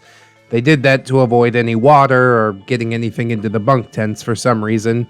Go figure, the brilliance of the military. But as far as anyone knew, I was just taking a long shower to let off some steam. That's why they were able to get away with this as they did. Alright guys, that's the best I can do for this one. It took way too much of a toll on me to get this far. If anyone wants to know about what happened after this, I can put up the final part that I have planned out that includes punishments and whatnot. Yes, please punishments. Execution, life in prison, something, dude. There needs to be some kind of vengeance. I'm sorry for the heavy story. I know it's not cool, but this is the result of me not taking something seriously as I should have. I was young and dumb, and I'll post the next part sometime next week before my surgery next Tuesday. I'm going to bed now after I drink the rest of this fifth of Jim Beam, and thanks for y'all's time. And ReddX, if you choose not to read this one, it's cool. Remember, wash your hands, take your meds, and don't lick rocks. HM3 out. Mic drop. Jesus, OP. The mental strength that it must take in order to overcome all of this and become the great person that you are is just amazing to me. I'm so sorry that this happened to you, and it is a story that I feel needs to be shared. Demonetization or not, whatever happens, happens. I've got my patrons backing me up. This OP is one of the patrons. He is Teddy the Police. But I hope that it can make, at least some people out there take situations like this much more seriously. If it can save even one person, then it's definitely worth sharing. I teared up a couple of times during that story, and yeah, it took a great toll on me too, because I do try to put myself in the shoes of the OP, and, sometimes it's a bit more difficult, but this one hits really close to home. I was never, in a combat zone, but I was in the military, and it's so easy to imagine this happening, and it's horrifying. I'm so sorry that this happened. I really hope that these guys get their comeuppance. I'm loath to leave a video on such a down note, but yeah, this has just taken a lot out of me, and I'm sure it took a lot out of you as well. So I do hope that we will get that final part eventually, but do take your time with it. Best of luck with your surgery and such. You know that I care a whole hell of a lot for you. We only really know each other over Discord and the internet, but I do try to form personal relationships with people who are interested in what I'm doing here and feel like talking to me, and I feel like I have gotten to know you a bit, and you are just a wonderful person, so that's why this story hurts me even more, God, I'm not gonna cry. God damn, dude. This is just horrible. I really hope they, step on an IED, you know? Even death is too good for him. Life in prison, at the very least. Fuck, man. It is a bit of a shorter video, but it's really all that I have the fortitude to do. We came from BOOTBEARD yesterday that was like, you know, massive ups. And now this is just a huge down. And I wish that you never had to go through this OP. At the end of the day, it did help to make you the person that you are, as strong and brilliant and funny and wonderful as you are. But, God, nobody should have to experience this. If you ever need to talk, I'm here, you know. Feel free to send me a message on Discord. But I also understand that this isn't something that you necessarily want to dwell on. You know, it seems like you have moved past it in a big way. I never expected it to turn this way. Hearing you talk about it and stuff like that, it's really quite a shock to me. But I do know that you're doing better now, and I hope that you continue to do better. And hot tears stream down my face as I begin raining down blows on his face. I wanted to breathe smoke.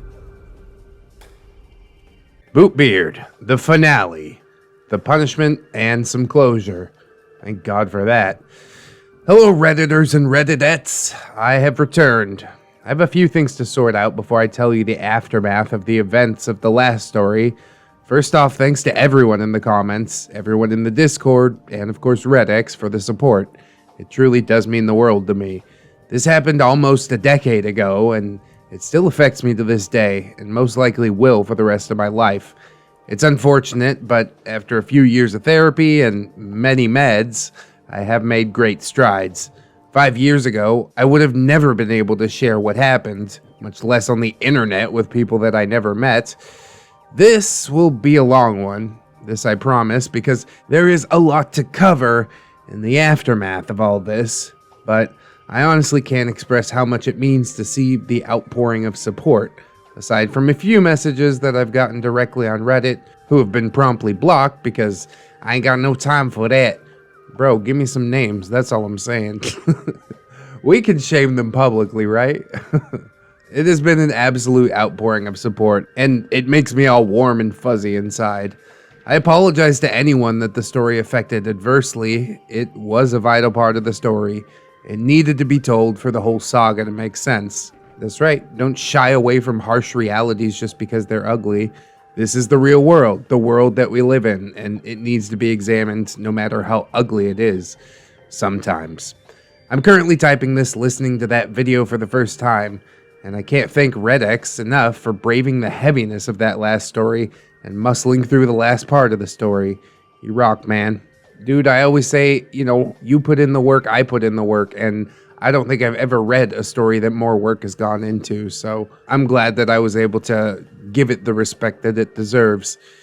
Now, first and foremost, there is no actual assault this time, but there will be some touchy subjects. This is your only warning. Stop here. In this final tale, we will be picking up right after the events of the last story.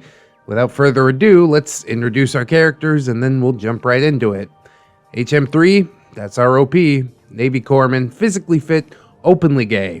I had just been sexually assaulted by a guy who was my former roommate on Fort Sam Houston, currently attached to a Marine unit in Afghanistan.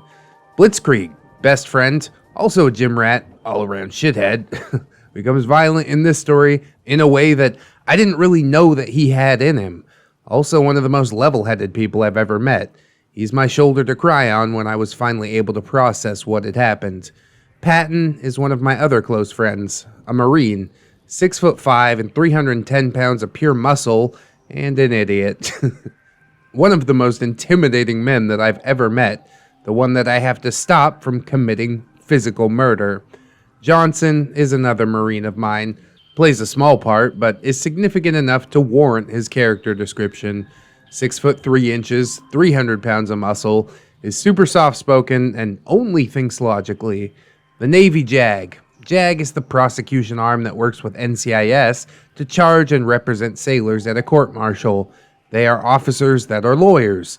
Most of them are nice, but a vast majority of them are also not so nice, and even complete assholes.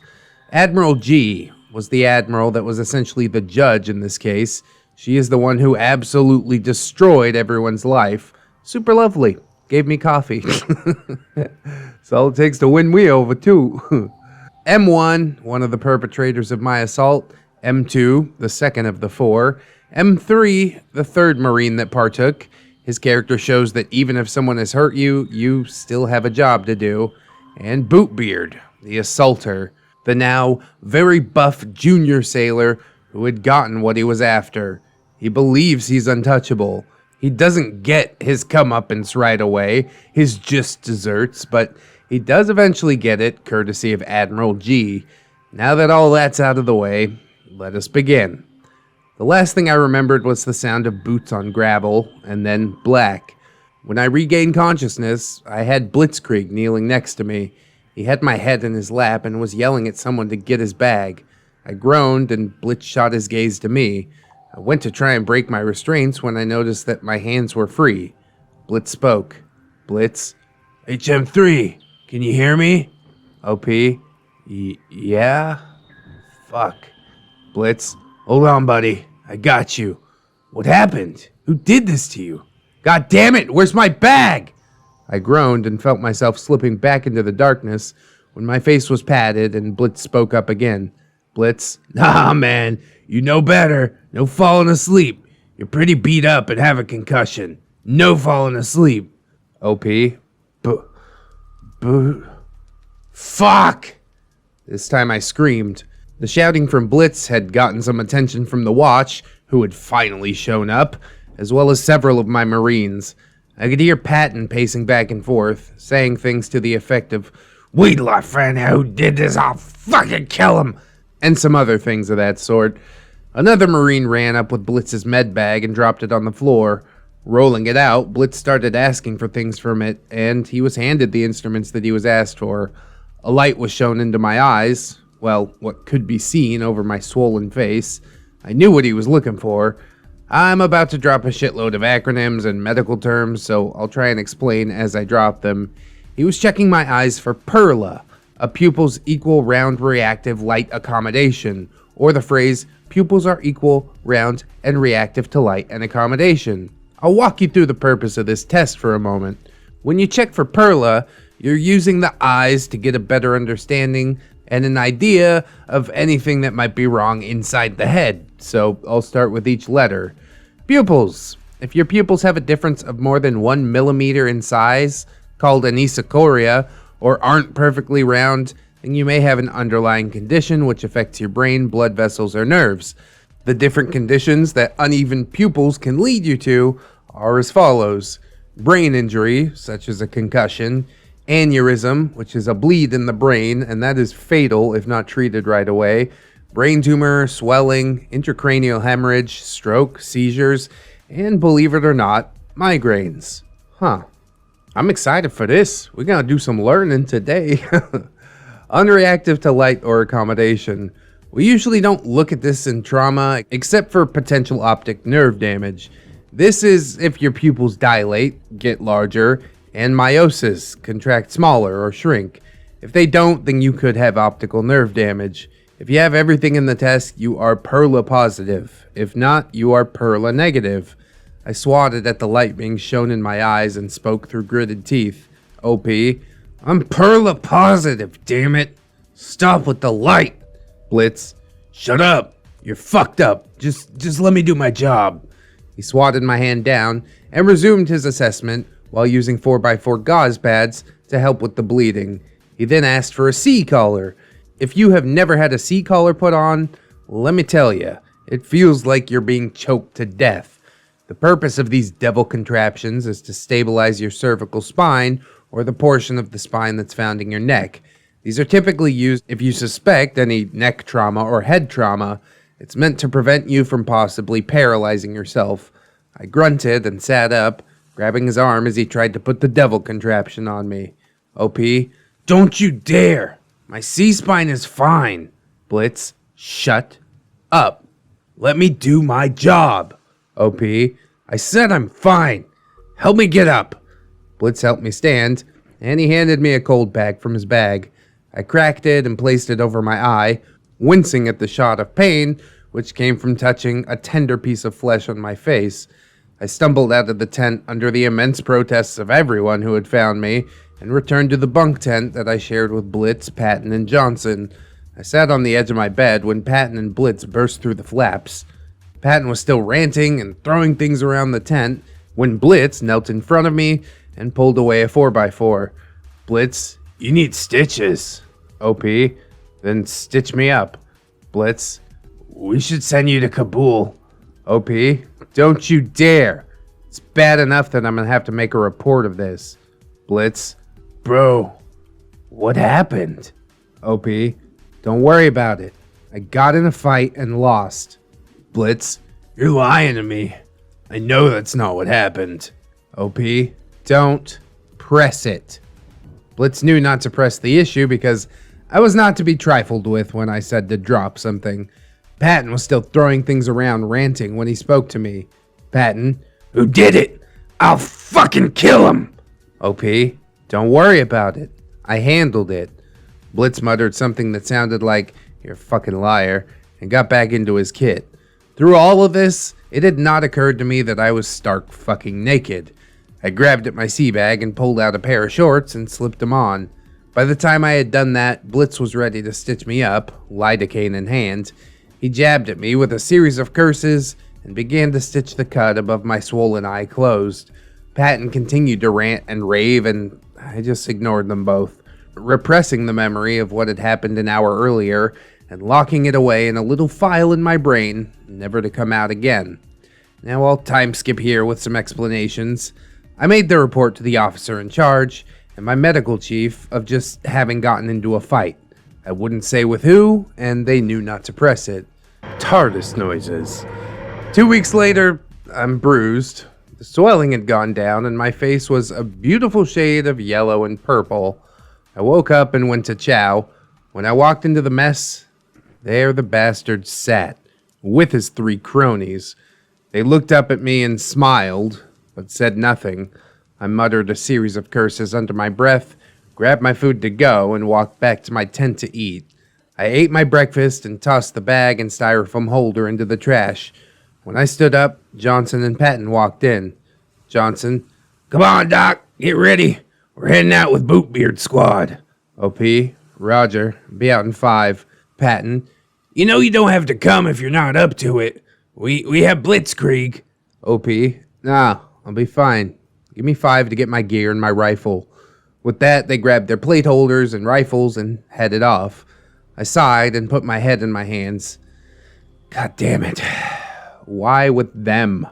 Of all people. Why do you hate me, God? I questioned. I stood up, pushed those feelings down, grabbed my gear, and headed out to our MRAP. I put in my headphones, plugged in my iPod, and climbed in, turning up 9-inch nails as high as it would go. The gate opened, and out we went. We'd been driving for about 3 hours, headed to a little village near us to check up on some intel that we had. I was now shooting the shit with Blitz and Patton while looking out the window. That's when something caught my eye.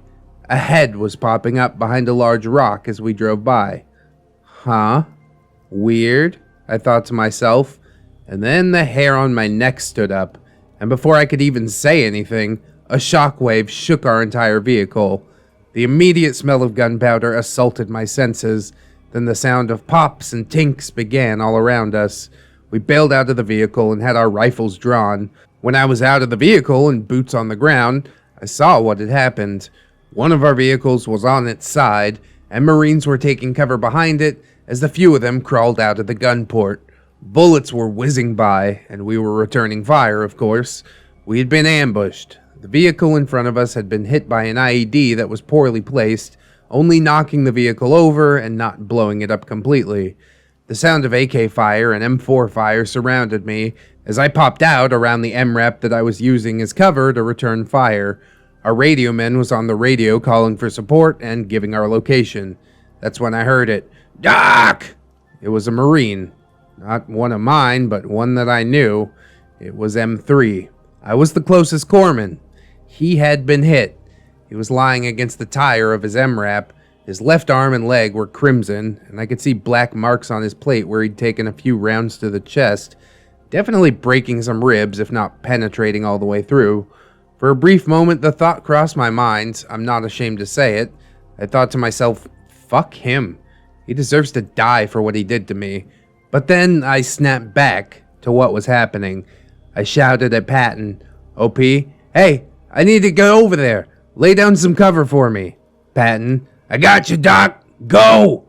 And with that, he popped around with his saw and began a steady stream of fire that allowed me to move between the two vehicles and to the injured Marine. I pulled his plates off and checked for any significant wounds right away. He'd definitely taken around to his leg and to his shoulder, but nothing got through his plates, which is good, I suppose. I pulled out my tourniquet and pressed my knee down onto his leg. He let out a scream and I told him to shut up. I was trying to save his life. I got the tourniquet on and cranked it.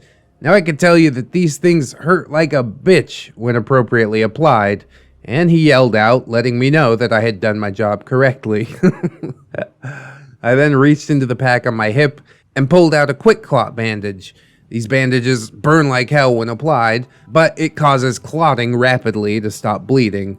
And I shouted at him, OP, this is gonna hurt like a bitch, but I have to stop the bleeding. Before he could reply, I jammed the bandage into the 2 bullet holes on his body. His screaming, to be honest, brought me a bit of pleasure, knowing that I was now punishing, in some way, one of the assholes that had assaulted me. I grabbed at the gauze bandage roll I had and began to roll up his leg and shoulder with additional padding on both to hold his life fluid in his body.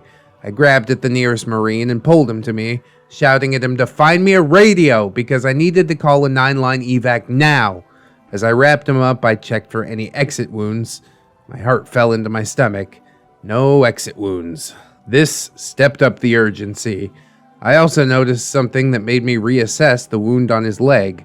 The color that was seeping was not crimson like it should have been. It was a pinkish color. Fuck. I began tearing off the bandages, and when I got the bandages off and got the quick clot out, I saw what I had missed.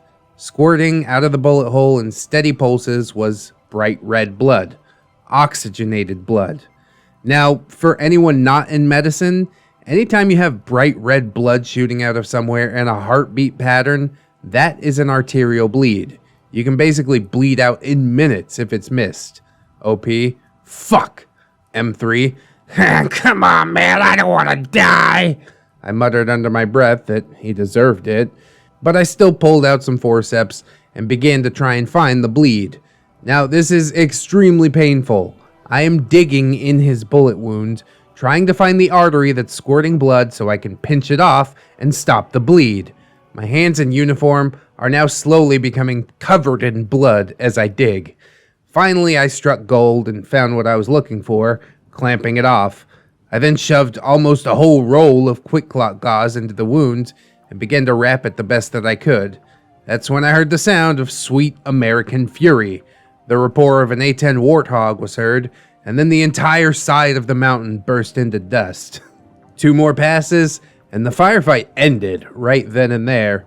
Cheering proceeded, and I was finally handed a fucking radio. I keyed up and spoke into it. Now, this is actually something that you can look up online. It's called a 9-line medevac. The numbers that I use are not the actual number. OPSEC. Anytime I say break, it's me telling them that I'm starting a new line of radio traffic. OP, this is Alpha 6. Request medevac, over. The radio, Alpha 6, this is Alpha 1. Send it over. OP, Line 1, Alpha Bravo, 910-50601.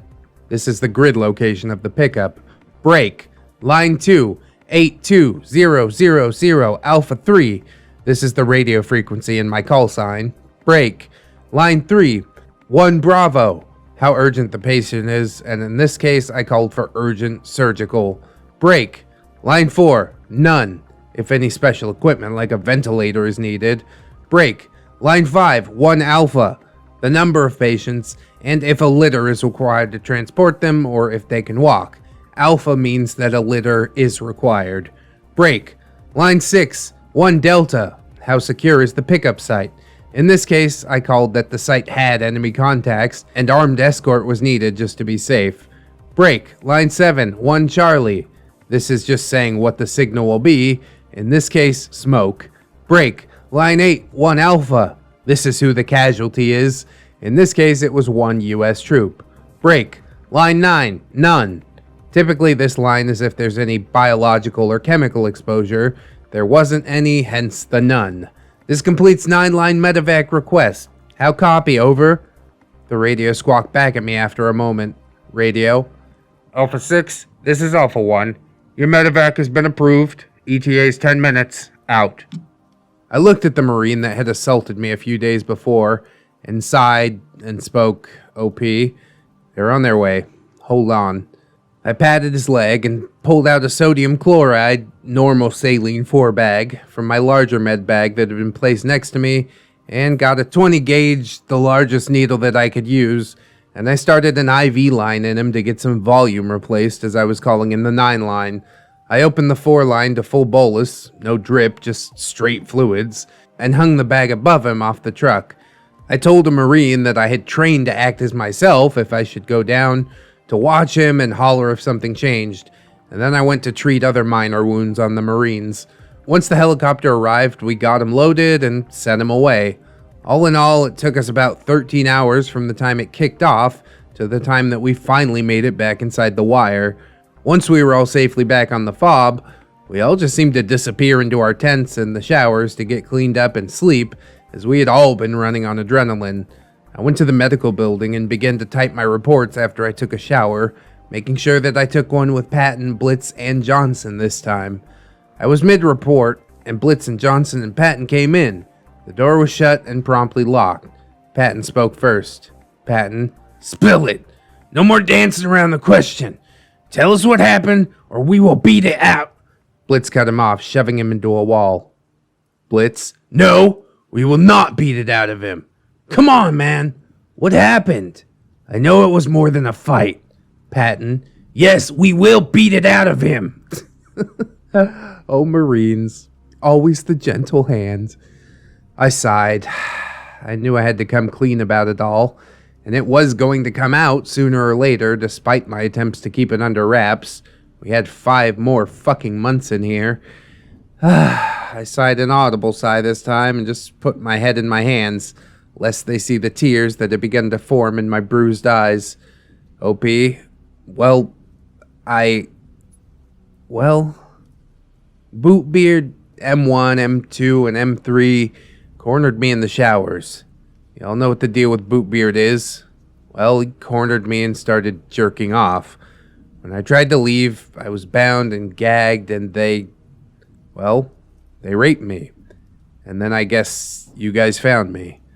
I told him everything that I remembered, including the threat that BOOTBEARD had made against me. The room was silent. You could hear a pin drop on the carpeted flooring. Tears were now streaming down my still bruised face. Hot reminders of what had happened darted around in my brain. Patton was the first to speak.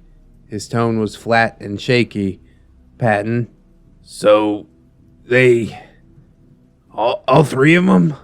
OP, yeah, they took turns. I don't know how long it lasted. I basically zoned out after BOOTBEARD started. Blitz, I will kill them! my head shot up. Tears be damned. Them seeing me cry be damned. I'd never heard Blitz say anything remotely like that. It shocked Patton too, who stared at the normally mild-mannered Blitzkrieg in shock and awe. OP, no, wait. I lunged at Blitz over the table, grabbing him before he could get to the door. He jerked away from me and looked at me. His face was a bright red, and a vein making itself known in his forehead. Patton then spoke. His voice was now filled with rage as well. Patton, I'll fucking kill all 3 of them! You should've let that bastard die out there! Blitz, Let me go! I'll kill them all! OP, no, wait! Listen to me! Blitz pulled away from me, and before I could get around the desk, they were out the doorway and hauling ass towards the tent where BOOTBEARD and his cronies slept, and were currently sitting and playing cards. I made it out the door just as Patton made it to their tent, and a series of shouts came from the tent. Then BOOTBEARD and the 2 Marines who were left came running out of the tent, shouting obscenities. While looking behind him as Patton came out of the tent, Bootbeard walked right into Blitz, who had gone and gotten his rifle. Bootbeard was hit across the jaw with the butt of the rifle, knocking him into the dirt. Patton grabbed one of the Marines, and Johnson grabbed the other one, tossing them into the dirt as well. Blitz stood on Bootbeard's chest, the barrel of his rifle literally shoved in the mouth of the man who had assaulted me. I quickly made my way to this fiasco that I had caused. I want to be clear that you did not cause this, okay? If Blitz pulled the trigger right now, Bootbeard would have brought all of this on himself. By the time I'd cleared the 1,000 feet to him, Patton had his K-bar pulled out and put to the throat of M1, and Johnson had his sidearm pressed to the forehead of M2. By this time, a crowd was gathering, and the guards on the FOB were running up, as well as FOB Command. Blitz had a look on his face that I had never seen. Blitz, give me one good fucking reason. Please, do it! Patton, listen here, you little rapist. I should gut you right now. No one here can stop me, and you fucking know it. Johnson, you deserve the bullets that I'm gonna give you. And in the blink of an eye, Patton and Johnson were being pulled away by several Marines. Blitz began to shout, Blitz, don't touch me! He's the one you need to be getting! He's a little rapist! Blitz had been pulled away, and all three were placed in flex cuffs. Now I saw red. Now I wanted blood. I wanted revenge. I rushed the rest of the distance, breaking through the crowd. The only thing I felt was rage. I felt rage for what I had been subjected to, for myself not stopping it sooner or walking away. Just as Bootbeard stood up, I tackled him back to the ground, and in the struggle, he managed to get his hands on my sidearm. He got up before I did and had it trained on me. I stood up, and before I could speak, he spoke. Bootbeard, I told you, accidents happen. Before he could do anything more stupid than he already had, in basically admitting to what he had done, I was on top of him.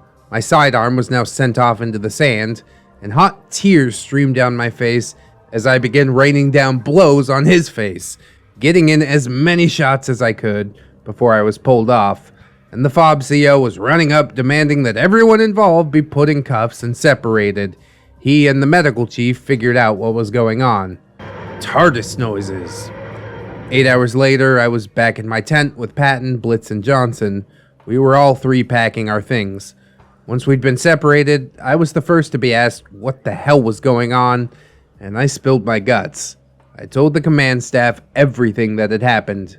The assault, the threat, what happened back on Fort Sam Houston, all of it. I didn't believe that they would take me seriously, but surprisingly, they did. Thank God. They'd already talked to the three other culprits, and they'd all said that they didn't know what was going on, except for Bootbeard. He had told them that I'd come on to him in the showers and asked me to tie him up. He said that I had invited the other three accused to join in, and he had told them that it was just a Kink of mine, and then I liked it rough. I had asked him to tie me up, and then asked them all to have sex with me in that way. Thankfully, the command were not idiots, so they didn't believe him. And when they got everyone's side of it all, the command staff agreed that the next step was to get NCIS and JAG involved. They decided that we would all be sent back to Camp Pendleton, and that the three accused that were not in the hospital were going to be sent back in chains, per se. We were all putting our things in our bags and such when I finally broke the silence. OP, would you guys have pulled the trigger? Patton, I was gonna get him like the pig he is if the other Marines hadn't stepped in. They deserve death, not a chance to get off free. Johnson, I had my finger on the trigger. Johnson spoke softly. He was back to his usual self, not talking much, but still there. Blitz, Yes, I fully intended to splatter his brains onto the dirt. I sighed and put the last of my clothes into my sea bag and packed it down. The other three did the same thing, and we all donned our combat gear and went out to the MRAP that would take us to Kabul and then back to California. We talked about anything other than what was happening when we got back on the plane to ride back, and on the actual plane ride back, we all slept like children. More TARDIS noises. We are now 4 weeks later, Camp Pendleton, California. I sat in the office of an NCIS, Naval Criminal Investigative Service, detective. He had just taken my statement as to what happened on our deployment, and he was explaining to me what was going to happen from here. It would be sent to a JAG, Judge Advocates General Corps, and we would hear from them soon. It would be going to a court-martial, and they would pursue the highest charges possible. The NJP that my fellow troublemakers and I were facing was being dismissed. NCIS informed me that more Marines had come forward shortly after we left. They had heard what happened in the tents that night. Why they did nothing, I'll never know. NCIS explained a few more things to me that I just tuned out.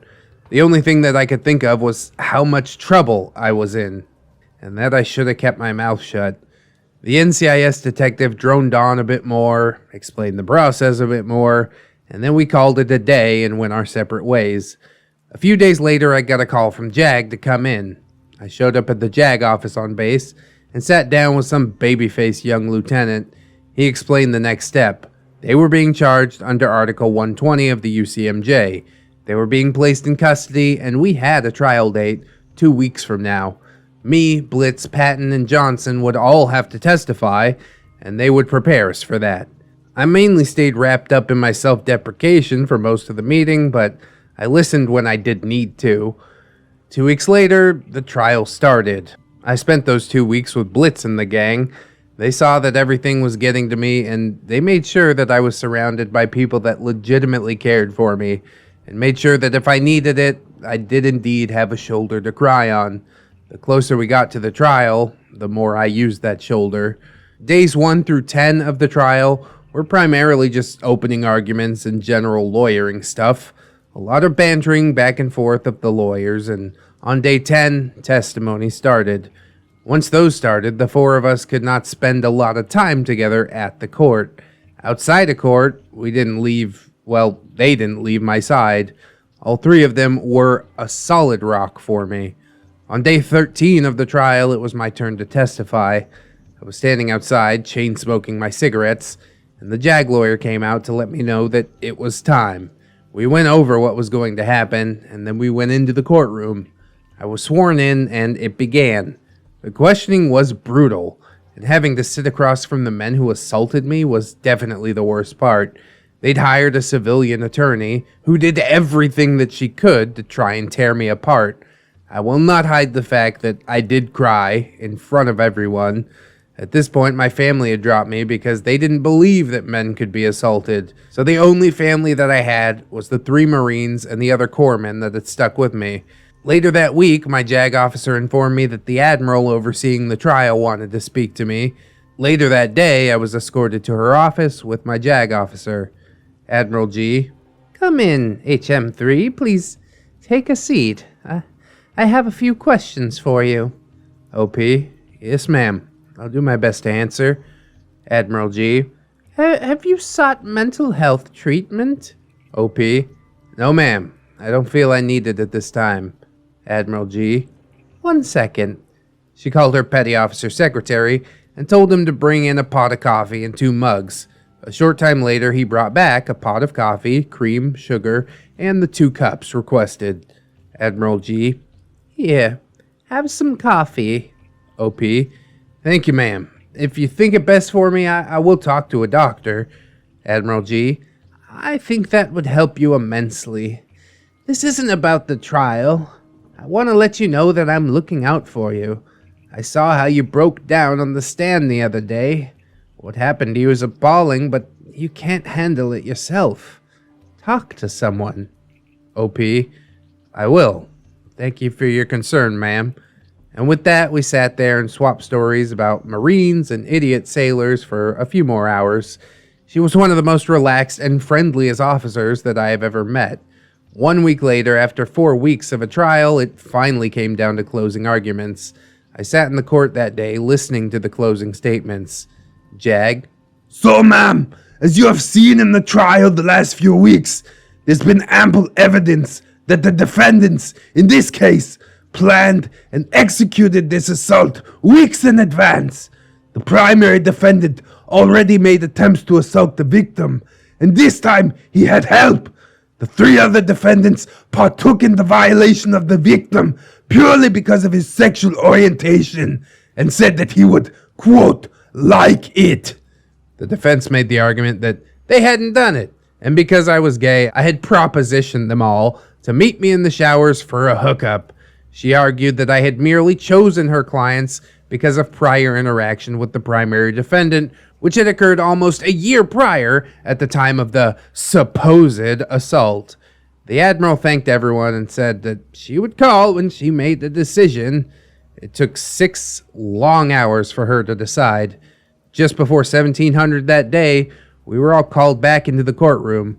When we all took our seats, the Admiral brought the court into session and spoke up. Admiral G, I have considered both arguments in this case with my fellow judges. She motioned to the 7 other officers sitting with her. Admiral G, but as the presiding military judge, ultimately the decision is left up to me. I have determined that the assault on the victim was indeed deliberate, and I have established that the assault caused great physical and emotional harm against the victim. As per the MCM, the defendants have elected to be tried and sentenced by the military judge, who is me. At this point, I will ask, is there any victim present in this court-martial that would like to speak to the accused? I stood up and made my way in front of the court-martial and spoke up. I said my piece and took my seat in the back of the room again. My dress blues were getting hot. I just wanted all this to be over. We were all in our dress uniforms, and you could tell that everyone was getting uncomfortable. Admiral G, now that the victim has made his statement to the court, I will now pass judgment. In the matter of the United States Navy versus BOOTBEARD M1, M2, and M3, I find you guilty of rape, according to Article 120 of the Uniform Code of Military Justice. You shall be confined for no less than life. Yeah, buddy. In the custody of the United States military. You will forfeit all pay and allowances. You will receive a dishonorable discharge. I remand you into control of this court. Bailiff, you may take them away. I consider this matter closed, and the court is adjourned. God damn, beautiful judge. I just want to kiss you, judge. Ah, that's awesome. And with that, I watched my 4 assailants get hauled away in handcuffs after the sentence. I could see the tears on all 4 of their faces when they were taken out of the room. So, that's it, guys. There's your punishment. I remember spending that night crying and celebrating with my friends. It wasn't too long after this that I was forced out of the Navy on a sham diagnosis because I was outspoken about what happened to me and, made the Navy look bad. I don't regret any of that for a minute.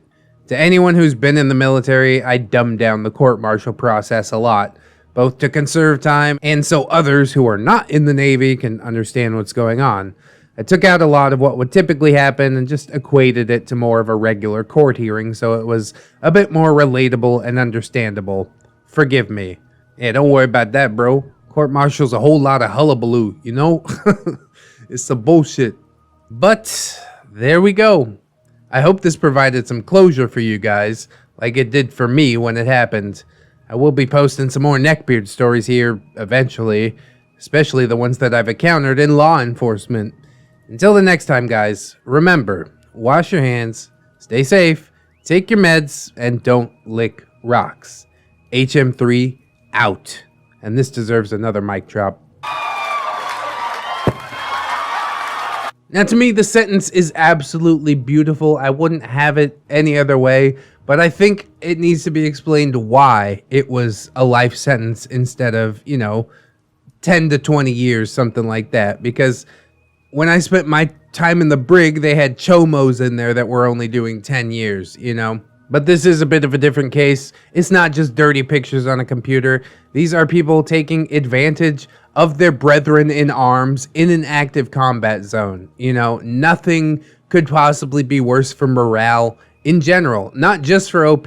Obviously, he suffered the most, but anybody hearing about this situation is going to be giving a sidelong glance to the people that they work alongside. And when you're in a life or death situation in that freaking sandbox hell over there, you can't afford to be second guessing people that, you know, you're supposed to be able to depend on 100%, depend on with your life. So the judge cracked down hard, and I think that is absolutely beautiful. I would like to rewind it a bit to M3 and OP saving his life. You're a bigger person than me, man. I would have watched him bleed out, you know, pretended not to notice the arterial bleed and just been like, oh, I don't know. He died. But honestly, death is probably too good for him. Isn't it much more punishment to have to spend life in prison?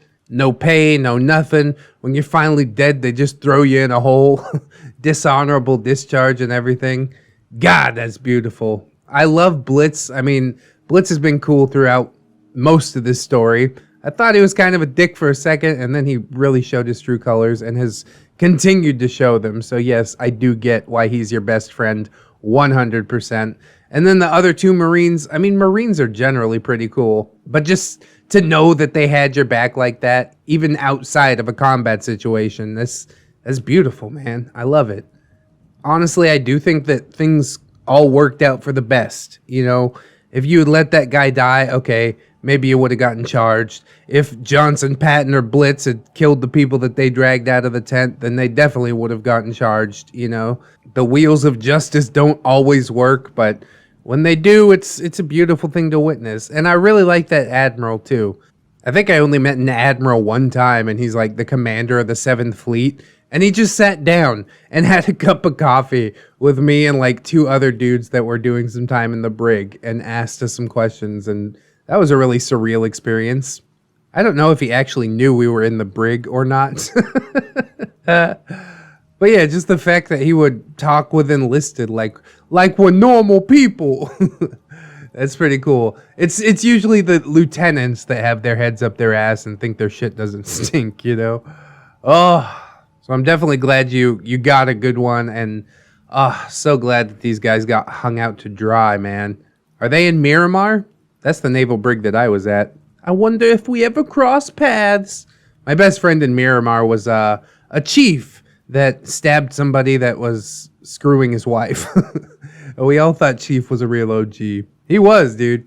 He don't take no guff. I don't remember anybody else from my time there, but that Chief, man, he's a real one. Boy. But yeah, I don't mean to get off on too much of a tangent. I'm definitely glad it turned out the way that it did for you, OP. I know that the damage can't ever truly be repaired, but just know that it's made you a stronger person. You know, you've come out on the other side of it, and every day that you keep on living outside and free is just another middle finger to those guys. And now we've got thousands more middle fingers flying up because of this YouTube series. So God bless all of you guys for giving OP some positive messages and just the good vibes. I love the vibe of this community. Can I just say that? You go to other YouTubers' Discords or comments, and it is an absolute shit show. And occasionally we do have, you know, a little shit show going on too, but it's not nearly as often. So I thank you guys for keeping things civil, nice, wonderful, and just generally being who you are. I'm really glad that this story was posted today because the last BOOTBEARD part was just weighing on my mind all day. It was really fucking with me, man. So to know that they did get their comeuppance in a big way, that does my heart well. So I hope that it does your guys' hearts well as well. And I hope that you'll like, comment, and or subscribe if you did enjoy the video. Might come out a little late. Took me a long time to record it. I was waiting for it. And God, I'm glad that I did. Whew. I also hope you check out some links in the description. We got all kinds of stuff down there, including my social medias. We got Twitter, Discord, Facebook, if you're trying to talk to me. Oh, and my gorgeous, wonderful, beautiful, generous patrons. Can't forget about dems. I would like to thank them all, but especially Robert Waits, TSM Kirby, Teddy the Police, ROP, God bless him, Aaron W, Delicious Jelly Donut, Candy Sora, Fire Drake, Liverson, Silent Revolver, Zathras, Zero MMX, Little Lone Wolf, Vanilla Mel, Roustauer, Aaron Lennox, Fisher Diggy, OG James Cook, JM Coon, Jerry, John Hero, KK, Miss Monday, Melgar the Destroyer, Mr. J, my boy Nat1 Nick, Lady Nix, Katykins and Elizabeth, Sidestep, Cider Drinker, Serrated Ass, Siegfried, Staples, Yeet, Synaptic Boomstick, Tamago, Tato Fair, That Duckin' Bug, Fusky, Redwind, Leon Embers, Naga Viper, John Indoors, A Roxers, Cake Jerry, that's a different Jerry, Mark 211, maybe next time, or Gamacam, Princess Rosalie, Ghosty, The Last Shinobi, and the maestro himself, Zuka Cervantes. Thank you guys so much for helping to support the channel. This has been a heavy series, but you guys stuck through it. You guys gave me the positive vibes and the lift that I needed to get back at it and never say die. You can't just roll over at the end of the day. Obviously, if you can join these wonderful people in supporting the channel, that is absolutely massive. I would appreciate it very much in advance. But if you can't right now, friends, don't sweat it too hard. I just appreciate you spending some time with me today. And I hope that you come on back and spend some time with me again tomorrow. Because really, the views is how my beard stays butter. In order to join us again, you need to keep yourself safe out there. Wash your hands. But also take some time out and do something that you personally enjoy today. Maybe watch some more ReddX sagas. Yeah! They all end pretty well, except Casino Beard. Casino Beard is really the one that got away. He never ended up going to jail, which sucks, but it's nice to see that all these other beards, as much as I hate them, they do end up getting punished. Man! Anyways, last minute tangent. I want you guys to always remember that you are loved, you are worthy, and you definitely deserve it. Especially you, OP. God bless it. I will see you guys in the next one. And until then, friends, bye-bye.